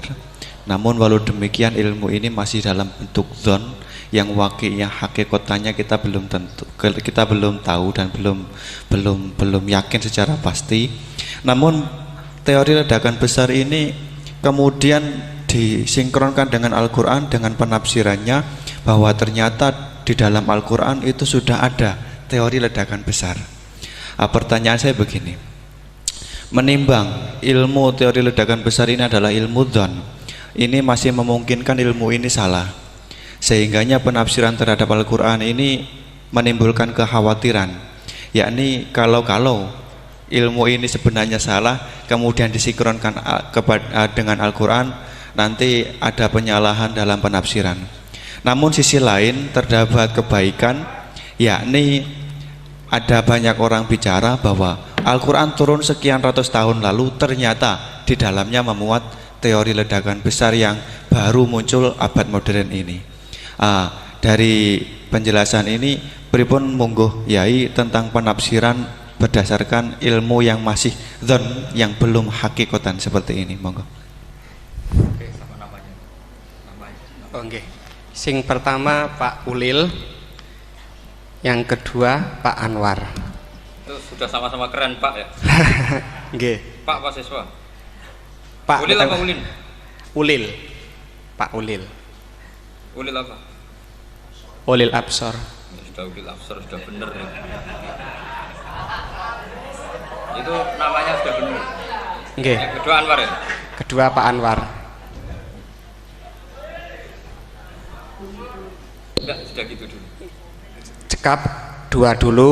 Sing pertama mungkin nek jenengan niki pertanyaan yang pertama, apakah keumuman Al-Quran bisa ditaksis sesuai konteks sekarang, konteks sekarang kekinian niki. Niku pertanyaan yang pertama. Pertanyaan yang kedua, kejadian sains yang sesuai dengan sains, ilmu sains niku apa bisa juga dibenarkan ditafsirkan ke Al-Quran, mengingat ilmuwan-ilmuwan sains sekarang mengatakan bahwa Al-Quran itu banyak yang sesuai dengan sains akhir-akhir ini. Nah, seperti ledakan besar niku kalau diarahkan ke Al-Quran, apa memang sains itu sebenar-benarnya persis dengan Al-Quran atau masih ada kemungkinan nggak sama? Hafal Quran? Buatan apa belum? Tapi hafal juz 30. Nggak betul. Enggak. Ya. Ini rileks saja ya. Memang saya ulang lagi, memang syaratnya itu hafal Quran tadi. Enggak, karena begini, saya berkali-kali berdebat sama orang-orang liberal. Sekarang saya tanya, mereka kan senang sekali ya mengutip ayat la ikraha fiddin, bahwa dalam agama itu tidak perlu pemaksaan. Sebetulnya ayat itu jelas ada terusannya, qad tabayyana rusydu minal ghayy. Yang benar tentu begitu jelas, terpisah betul begitu jelas, yang benar ya benar, yang salah ya salah. Sehingga kita tidak perlu memaksa orang, misalnya 2 ditambah 2 itu 4, terus kamu paksa. Kalau nggak mengatakan 4 tak penjara, itu tidak perlu. Kalau orang waras pas bilang 2 tambah 2 4, 1 tambah 1 2. Kebenaran la ilaha illallah itu seperti itu, kebenaran yang begitu nyata sehingga tidak butuh dipaksa. Jadi sebetulnya la ikraha fiddin itu konteksnya, karena kebenaran benar-benar sudah punya eksistensi yang nyata, untuk diakui itu tidak butuh pemaksaan. Orang seluruh Indonesia kan bilang 1 tambah 1 itu 2, nggak usah diintimidasi nanti ditangkap Pak Gatot gitu. Ya tidak perlu. Makanya terusannya aja lah, repotnya sekarang santri-santri kalau pidato khitobiah di pondok-pondok ya diputus kayak orang liberal, la ikraha fiddin. Itu belum wakaf, masih qad tabayyana rusydu minal ghayy. Paham yang saya maksud ya? Sehingga kadang Nabi itu ngendikan secara ekstrim, misalnya mangqala la ilaha illallah dakhalal jannah, siapa yang meyakini la ilaha illallah nanti pasti masuk surga, entah kapan pasti masuk surga, kalau belum ya antri masih, tapi pasti lah. Terus Nabi sempat ngendikan, itu hadis sahih, wa in zana wa in saraka, meskipun pernah punya masa lalu, zana itu fi'il madhi, pernah punya masa lalu, pernah zina, pernah maling. Itu sampai 3 kali sahabat protes.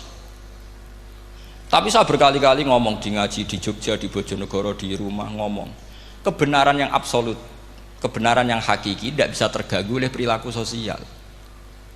Bukan masalah seakan-akan hadis ini membolehkan zina, itu tidak mungkin. Inna wala ya'muru bil fahsya. Allah tidak akan nyuruh hal yang buruk.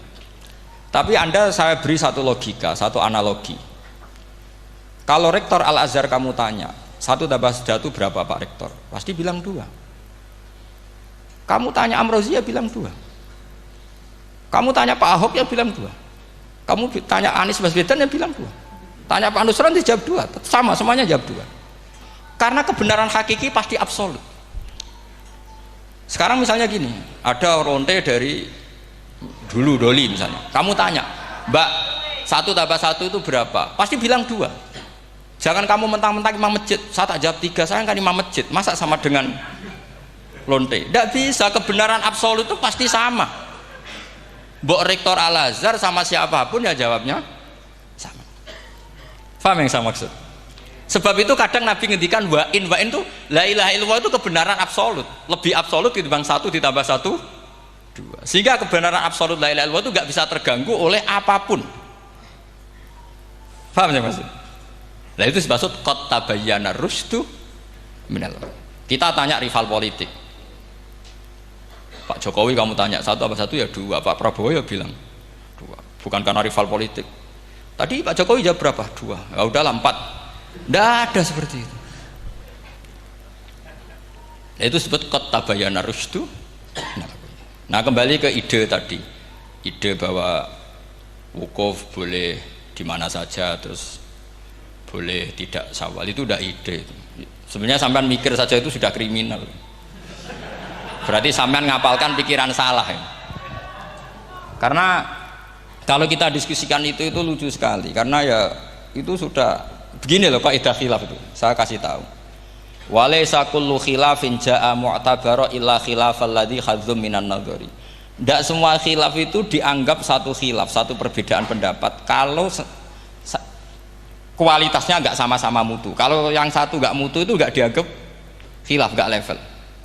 Itu tadi misalnya Imam Ghazali ngendikan begini, qala al-Ghazali gini-gini. Pasti saingannya ya qala Nawawi atau qala Al-Qurtubi atau qala siapalah.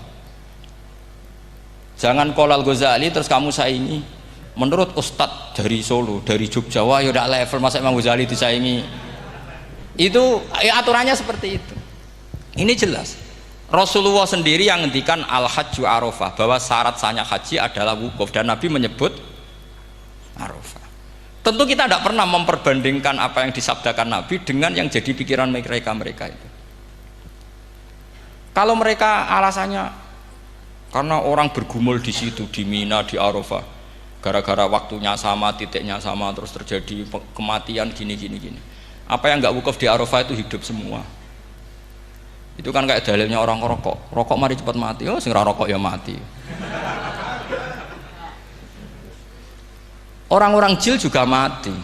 Orang-orang liberal yang pikirannya katanya ingin menyelamatkan kehidupan juga pada akhirnya mereka mati. Mendingan mati di Arafah, keren di tanah suci.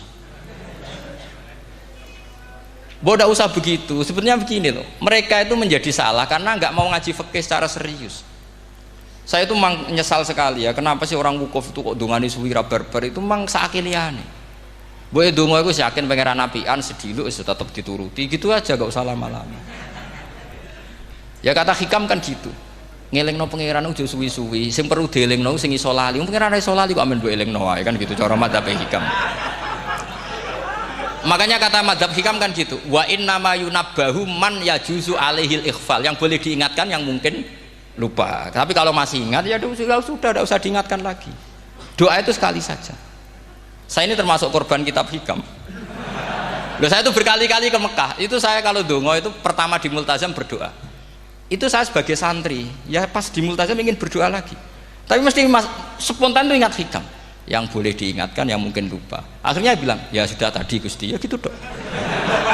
Di putaran ketiga bilang tadi loh Gusti, ya gitu terus. Karena memang saya malu mengingatkan zat yang nggak mungkin lupa. Tapi sampean jangan ikut saya, ini kriminal.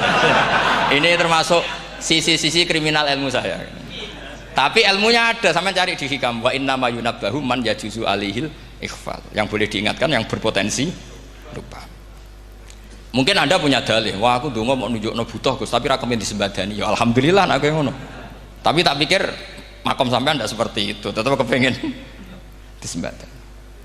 Lalu pertanyaannya kemudian, kalau kita ngikuti fikih sebetulnya nggak perlu menumpuk di Arafah. Sama cari di takrib, di mu'in, di semua bab fikih. Wukuf di Arafah itu sah dan tidak perlu muksun. Walau mutarodidan, meskipun hanya jalan-jalan. Bahkan di Fathul Mu'in diberi walau lagi, walau fitolabi abidin. Moro Arafah mbek golek dhuwit ceblok atau golek apa, ngono ya wis sah. Lho andai kan semua melakukan itu mau ngesif muter saja kan selesai kan. Mari terus dodongklok di situ lama-lama. Iya enggak? Zaman Fathul Mu'in dihentikan walau mutarodidan, lewat tok itu sudah sah. Bahkan walau fitolabi abikan meskipun tidak punya niat wukuf, pokoknya ke situ ya sudah nyari-nyari apa. Sing mari menumpuk gara-gara semua itu ingin ideal. Wah mumpung di Arafah, ngentekno Tegal, ngentekno sawah, wah sudah. Makanya kalau haji itu sama orang yang ngedol Tegal mesti seru, wah itu nangis. Haji be orang alim atau orang KBIH gak iso nangis karena malah badi kan dia kan nggak pati iso nangis mesti itu. Nah ini kan, nah ini penting saya utarakan. Jadi andikan orang itu ya haji kayak orang-orang alim. Setahu saya orang-orang alim kalau haji ya biasa saja, sekadarnya. Karena ya dia tahu ini masalah karena nanti ganggu yang lain, sekadarnya. Haji ya biasa saja, sekadarnya. Karena ya dia tahu ini masalah karena nanti ganggu yang lain, sekadarnya. Karena kita ini berlebihan. Akhirnya menumpuk di situ. Padahal fikih zaman dulu sudah mengatakan walau mutarodidan fitolabi abikin. Jelas itu takbirnya. Masih ingat atau tidak takbir itu? Harus ingat kan? Jadi ini kan problem kita lagi-lagi tidak hafal. Kita tidak menguasai ngotok fikih. Saya dulu sinau Fathul Mu'in, makanya Gus Zofur itu cerita. Kita ini hidup, Gus Zofur sering cerita ke saya. Kita ini hidup berkah Gus. Zaman saya jenengan itu rata-rata teman-teman Fathul Mu'in itu setengah hafal i'anah. Ya karena kompetitornya ya baik, peminatnya ya baik. Dulu saking senengnya Gus Naji sama ilmu itu, beliau pernah ikut Fathul Mu'in era saya. Padahal sudah dari Mekah lama. Saking senengnya ilmu. Jadi kita dulu biasa diskusi dengan Gus Naji, dengan Gus Zofur karena saking senengnya ilmu. Ya itu tadi. Karena memang ilmu itu asik. Tapi kita ini belajar fikih itu tidak seperti itu. Kita sudah kayak ya sudah kayak orang-orang yang nggak mau fikih. Wong nak ndonga ning Arafah gini-gini terus ya hanya gitu-gitu dok. Ndak mikir kalau ganggu orang lain itu begini itu gak dipikir. Itu satu. Jadi menurut saya sampean jangan pernah terlintas bahwa pendapat jil atau apa saja itu pendapat. Walaysa kullu khilafin ja'a mu'tabara illa khilafal ladzi khadzu minan nadhari. Tidak semua khilaf itu kita hitung khilaf kecuali yang kualitasnya sama. Kecuali begini kualitasnya agak sama. Misalnya sholat jenazah. Sholat jenazah itu trennya kan mayit di depan, terus imamnya itu di belakang.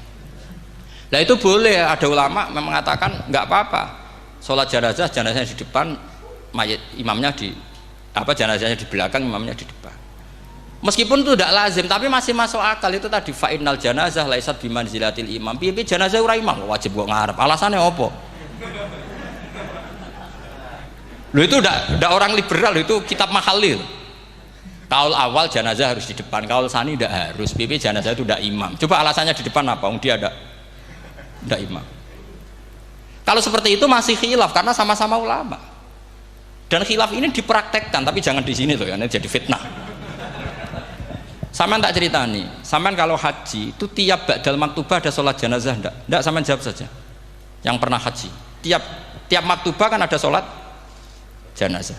Itu jenazahnya di depan apa di kamar mayat? Loh, itu bukan goib loh, orangnya masih belum dikubur. Enggak, saman jawab saja. Di kamar mayat, enggak semuanya dibawa ke depan. Artinya ada konteks tertentu, mungkin kauliku ya ono gunane dalam konteks Mekah karena orangnya banyak sibuk ora kober gawa napa jenazah. Tapi nak dalam konteks teng Indonesia ya suul adab. Wong keren pisan kok ngarepe kok ora oleh gitu loh. Jadi maksud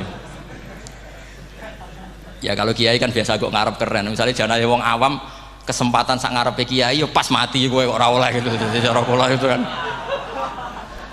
Lah iya misalnya ana wong awam goblok mati. Jenazah dak kok nguri. Dadi yo apa dadi ngarepe kiai pisan kok ora oleh gitu loh. Jadi menurut saya itu. Tapi kalau kamu mengatakan ini fardhu ain, kalau nggak di depan nggak salah, alasan Anda apa? Ini itu udah imam.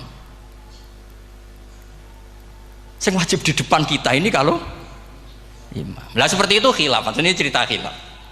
Mutu, alasannya sama-sama mutu. Qailnya yang punya pendapat ya sama-sama mutu karena diceritakan kita mahali. Dan dipraktekkan di Arab Saudi, yaitu banyak jenazah di kamar mayat, tetap sholat apa? Jenazah. Gaib. Itu pernah saya praktekkan. Tapi sekali itu saja, mungkin tidak terulang. Pas kemarin Mbak Nafe Hajin. Mbak Nafe itu dekat jenazah itu tidak mungkin, banyak sekali. Gak sholat itu bengi-bengi tak anteni nganti jam loro. Dan saya akrab sama beliau, sering guyon sama saya. Sebelum meninggal tuh berkali-kali ya memang masih keluarga sama saya, jadi sering guyon. Dulu sering guyon sama saya. Ya aku sebenarnya tenanan ini sering ngandani saya gitu. Saya nggak ngira kalau mau wafat. Akhirnya saya itu ke masjid sama anak saya namanya Hasan. Acung nyelati Banafe. Pak kok nggak di depannya? Ya sudah ini darurat. Karena nggak mungkin mendekat beliau. Jadi ya itu tadi buktinya sholat gaib. Sholat gaib juga misalnya orang Kediri boleh nggak nyolati orang yang mati di NTT yang lebih timur, boleh nggak?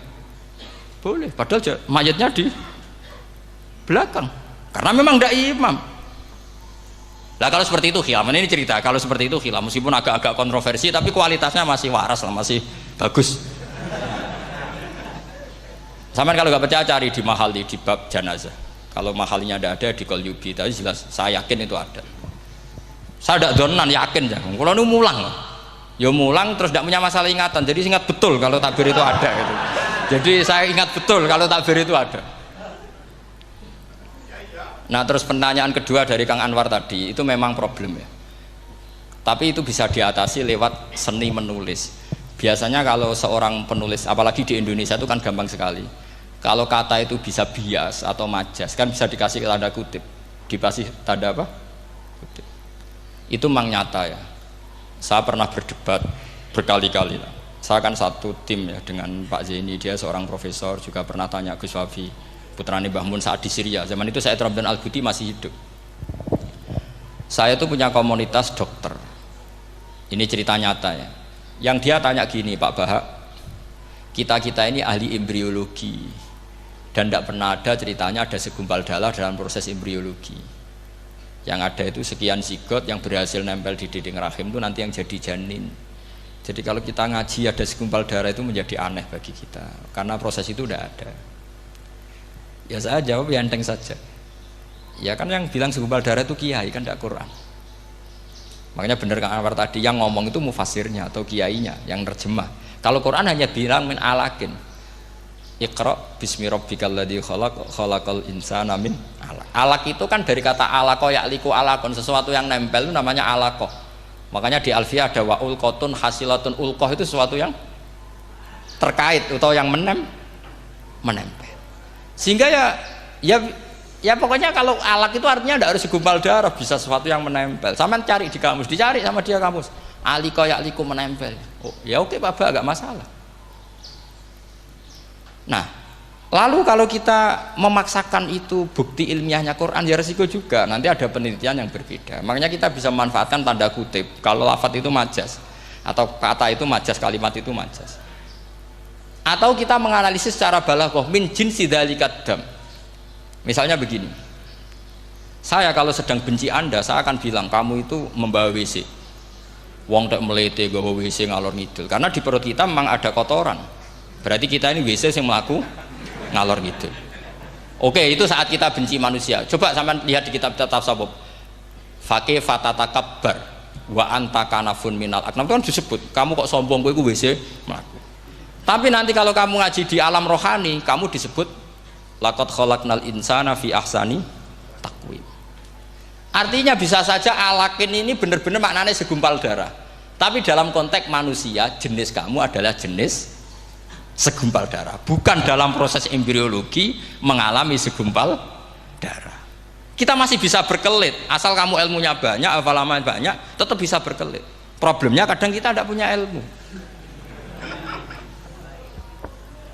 Loh ya, ini kisah nyata ya. Jadi kemarin entah tanggal berapa saya lupa, itu kan Kemenak datang ke Yai, ke Mbah Mun, ke Gus Zofur. Di antara usul saya seperti itu, mbok terjemah Kemenak, kalau yang terkait sain itu dikasih bahasa yang bias, karena nanti kalau tidak bias, ini nanti ada penelitian kelihatan Quran dianggap loh ya, dianggap salah. Sebenarnya salah yang terjemah. Atau kita yakin sesuai ilmiah, ternyata suatu saat ada penemuan yang berbeda. Kita bisa manfaatkan tadi seni menulis tadi, misalnya tanda kutip atau dipakai kata bias. Ya misalnya begini, contoh paling gampang tadi, misalnya kita bangga misalnya Quran terbukti benar ketika mengatakan wa ja'ala bainahuma barzakha wa hijra mahjura, antara air tawar dan air laut itu ada pemisah. Kita mungkin ya setuju nyari-nyari ayat tentang Big Bang, tentang apa ledakan yang dahsyat. Tapi apapun itu teori itu bisa iya bisa tidak. Nah itu kita bisa manfaatkan tanda kutip. Atau seni pakai lughat. Saya beri contoh seni lughat begini. Keyakinan santri yang di sini, yang di kewegean sini, makhluk itu yang terkenal kan 3, manusia, jin, terus setan. Sudah kan 3 itu. Keyakinan sampean manusia dengan jin sama apa enggak? Beda kan, katanya beda. Terus jin dengan setan itu beda apa sama? Enggak, sampean jawab. Beda, rata-rata santri fikih bilang beda, karena jin itu bisa mukallaf, bisa sholat, bisa enggak. Kalau setan pasti enggak sholat. Tapi pecinta orang sholat dia, kalau orang sholat datang, penggemar dia, mau ganggu gitu. Nah sekarang pertanyaannya gini, lalu ketika para ulama mengatakan jin dan malaikat itu beda, jin dengan setan beda, tapi di Quran itu ada loh ayat fasajadu illa iblis kana minal jinni fafasaqa an amri rabbi. Jelas ayatnya di surat Isra kalau nggak salah tuh, kana minal jin, karena ono sopo iblis iku minal jinni. Padahal tadi Anda yakin iblis dan jin itu tidak sekategori, tapi ayat itu karena minal jin. Caranya gimana? Gampang, sama cari di tafsir Baghawi atau tafsir Ibnu Katsir. Caranya adalah dianalisis secara lughat. Sesuatu yang nggak kelihatan atau yang gelap disebut jannah. Misalnya malam, kata Quran apa? Falamma janna alaihi lailu ra'a kaukaba. Karena malam itu gelap disebut jannah. Orang yang gila karena masturul akli disebut majnun. Karena madatul kalimah sama-sama jinnun. Madatul kalimah kan sama kan? Jim nun musyaddad berarti jim nun nun. Saya ulang lagi ya. Kalau malam disebut falamma janna alaihi lailu. Kalau orang masturul akli disebut majnun. Orang dalam kandungan disebut janin. Kullu dzalika yusamma bidzalik li'annahu mastur. Semua dinamakan itu karena mastur, tidak kelihatan. Nah, sekarang sampai tak tanya, iblis itu kelihatan apa enggak? Enggak. Berarti kalau kana ana sapa iblis minal jinni setengah barang sing ora ketok. Kecumanane minal jinni kelompok jin. Nanti kamu masalah dengan kiai Anda meyakini, "Lho jin kok iblis?" Beda. Jin itu iso ngaji. Ya gampang saja, kalau jin yang sakolen ya jin yang bisa Islam bisa kafir. Tapi kalau kata jin yang dalam ilah iblis, karena minal jinni minal masturin. Faham yang saya maksud? Tetap bisa ada solusinya. Makanya ngaji itu jangan hanya Ibnu Katsir. Ibnu Katsir itu beliau hanya menjawab lewat riwayat. Beliau jarang bermain di lafadz. Tapi kalau sampean ngaji kayak tafsir Baghawi, kayak tafsir apa itu, subhanallah, ya Baghawi terus Bedawi, itu nganalisisnya sering pakai lafadz dan itu menjadi mudah. Misalnya lagi begini, sholat kita ini ya sholat yang muftatahatun bitakbir, muftatamatun bitaslim. Tapi kita secara lughat jelas as-sholat lughatan ad-du'a. Dan ada lafadz di Quran yang nggak mungkin kita maknani sholat itu dengan makna sholat sing mustalah alaihim tal fuqaha, yaitu di ayat khud min amwalihim shadaqatan tutahhiruhum wa tuzakkihim biha wa sholli alaihim inna sholataka sakanul lahum. Muhammad, kalau ada orang zakat ke kamu, sholli alaihim, kamu harus mensolati mereka. Wong cek urip kok di solati, pasti maknanya sholli ai utulahum, kamu mendoakan. Terus inna sholataka sakanul lahum ai du'auka sakanul lahum, doa kamu membuat mereka tenang. Faham sih kalau maksud? Lagi-lagi kita, kalau Anda janggal secara ilmiah, Ya sama seperti misalnya katanya bumi menurut Quran itu diciptakan dalam masa 6 hari. Padahal menurut teori Big Bang sekian juta tahun. Lu yaumin itu maknanya tidak harus 24 jam. Kullahinin bisa disebut kullah yaumin. Buktinya ayat yas'aluhu man fis samawati wal ard kulla yaumin huwa fi sya'an. Apa Allah memutus sesuatu nunggu 24 jam? Kullahinin wa kulla waqtin huwa fi sya'an. Makanya di terjemahan UII termasuk saya usul visitati ayam itu dalam 6 masa. Karena kalau orang bilang hari asumsinya itu 24 jam kali 6. Itu masih bisa, masih meskipun mungkin seperti itu, tapi ya mungkin tidak. Tapi kita masih bisa bermain kata gini, ku dinetralisir. Yaum maknanya khin. Napa maknanya napa? Khin. Kayak di apa? Yas'aluhu man fis samawati wal ardi kulla yaumin huwa fisa. Kayak di ayat lagi limanil mulkul yaum. Allah tanya itu ketika di akhirat apa di dunia? Tidak, sama jawab di akhirat. Ketika nanti di akhirat Allah tanya liman iku kedue sopo al mulku te kerajaan al yauma limanil mulkul yaum lillahil wahidil fa inna fil akhirah laisa hunaka yaumun wala hunaka sa'a wala hunaka misalnya arbaun wa isyruna sa. Di akhirat tidak ada 24 jam. Istilahnya Allah ya limanil mulkul yaum. Paham sih kalau maksud? Jadi lagi-lagi syaratnya hafal tadi. Nah, jadi artinya lafadz yaum dipakai di Quran berapa kali? Konteksnya apa saja? Ya saya kira demikian. Mungkin kita anggap cekap ya karena tadi apa? Ini Jumatan terus tak pikir tanya itu ya saya yang tanya itu karena itu tadi. Ya nggak apa-apa kalau masih ada yang tanya, tapi saya pikir ya itu tadilah yang saya utarakan saya kira cukup. Kalau ingin alim memang syaratnya harus hafal banyak terus. Ya kalau ndak ya itu tadi harus orang sudah ndak ada semua terus tinggal kita yang hidup itu pasti kita alim sendiri itu. Ya pilihannya hanya itu. Tapi kalau ingin kompetisi masih gampang lah. Di Kediri banyak orang alim, di Rembang banyak. Kan bisa cara Imam Bukhari al-luqi wal mu'asyarah bisa sering ketemu lewat ngaji kilatan atau ngaji. Karena kiai banyak. Ada yang kiai fanatik khatam, kilatan. Di sarang ya banyak kados Gus Said itu ngaji kudu khatam. Khatam itu barokah. Kan pernah mendengar sekian. Ada kiai yang senengannya yang penting faham. Ada kiai yang kebetulan nasibnya baik ya faham ya khatam. Itu ada santri macam-macam, sementing khatam, ono sing penting faham, ono sing penting ya penting untuk barokah. Terus repot asane. Repot terus.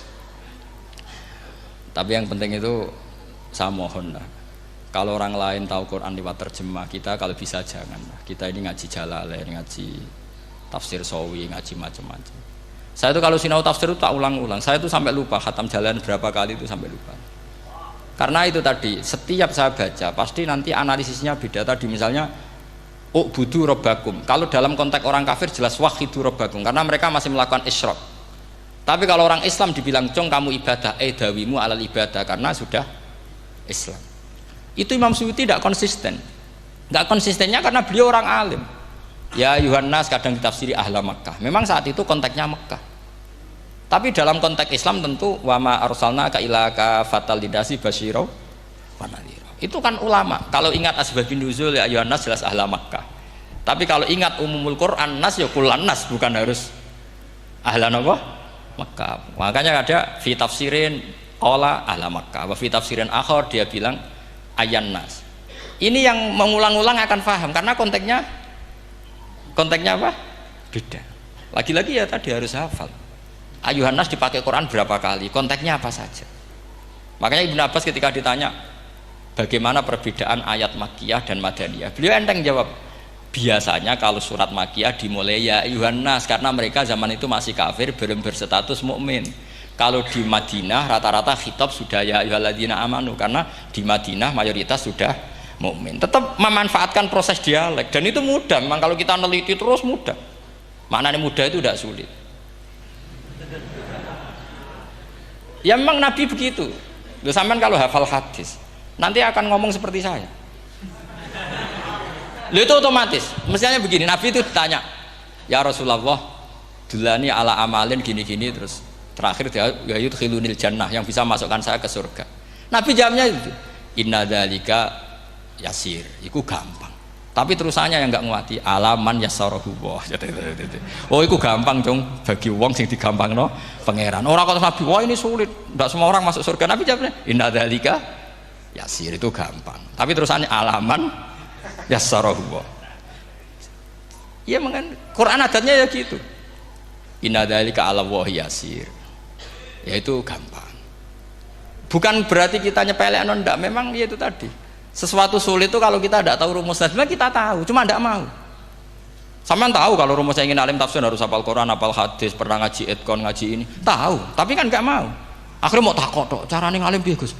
Pastinya ngerti, nak carane iku ngerti. Geleme sing raga. Nah, itu kan gitu. Ini kebetulan kan ngomong fakta biasa mawon, betul. Ya seperti kamu mau ke Jakarta kan jauh, tapi tetap gampang. Caranya beli tiket gini-gini ya kan gampang. Ya kalau ingin alim tafsir, 1 hafal Quran, 2 minimal setengah hafal Jalalain. Nanti kalau Jalalain janggal, kamu ngaji Sawi, karena banyak juga Jalalain yang diprotes sama Imam Sawi, dikritik. Itu kan wajar ya, sarah itu hanya membenarkan yang di matan ada masalah. Takrib kurang barokah, ya ada beberapa yang dibenarkan sarah. Kayak takrib ngendikan mabit bimina sunat apa wajib, kalau di kitab Fathul Qorib sunat, di sarah dibenarkan, kalau yang benar itu wajib. Takrib bilang sholat jamaah itu sunat muakkadah, di sarah dibenarkan itu fardu kifayah. Ya sama di Jalalain kadang ada masalah seperti itu. Imam Suyuti meyakini satu hal, sama sarah dibenarkan. Makanya ya Jalalain ya Sawi. Nanti setelah itu khatam semua, belajar tafsir Baghawi. Nanti kan alim sendiri. Apalagi di desa kamu tidak ada orang alim, wah hebat. Kak, kamu jangan hidup di sarang, di Lirboyo, di daerah-daerah, jangan hidup di Kuwagen, nyari daerah yang aman, aman dari kontrol maksudnya. Tapi yang jelas itu jawab dulu mudah. Kalau kamu menjawab sulit, kualat neraka sama. Lihat bagaimanapun Quran disifati Allah walaqad yassarnal Qur'ana lidzikri fahal mim mudzakir.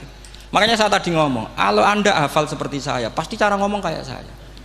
Kita mau ngomong Quran sulit tidak mungkin. Kita ini ingat kalau Allah mensifati Quran walaqad yassarnal Qur'ana. Fakaifa wasafahu wa bil yusri wa anta taqulu bil usri. Bagaimana Allah mengatakan yusrun kemudian Anda mengatakan usr. Neraka sama Anda bantah pangeran. Atau gini, kalau terpaksa ini sulit Gus, tapi sementara ini pokoknya tambahi gitu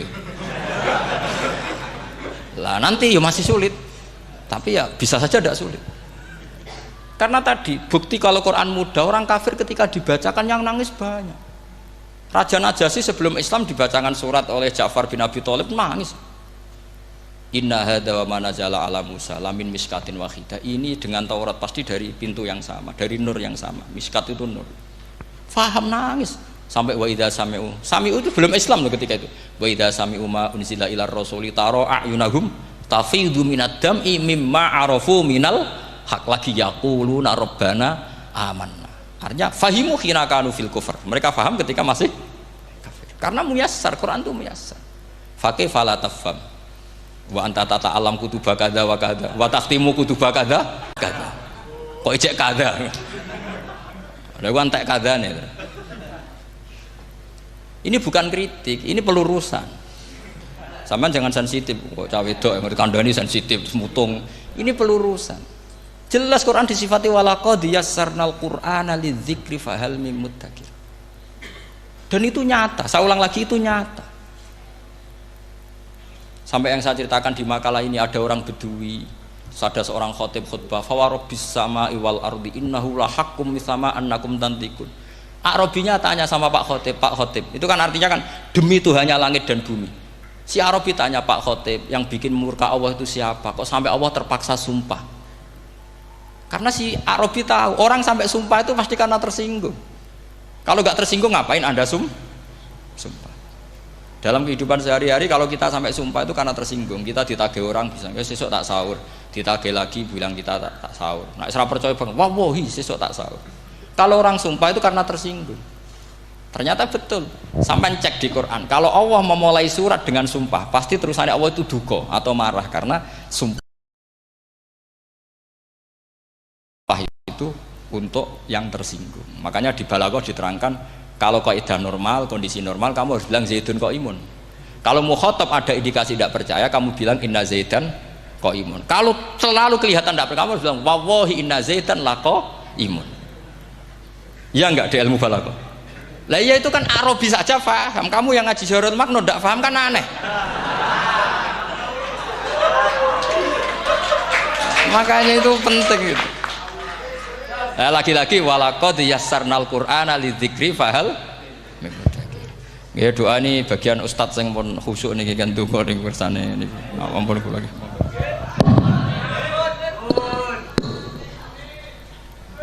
Nggih. Alhamdulillah waktu sudah selesai habis nggih. Meskipun sebenarnya kita masih ingin berlama-lama nggih, tapi hari Jumat. Namun dari moderator mungkin simpulkan kurang pantas nih. Hanya satu kesimpulan ketika kita ingin seperti beliau.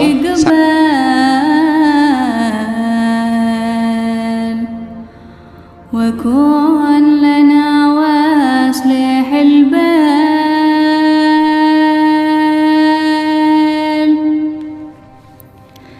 يا ربي يا رب الأرباب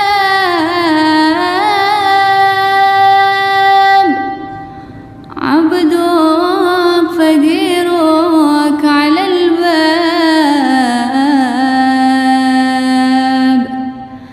أتاه وقد بات الأسباب مستدركا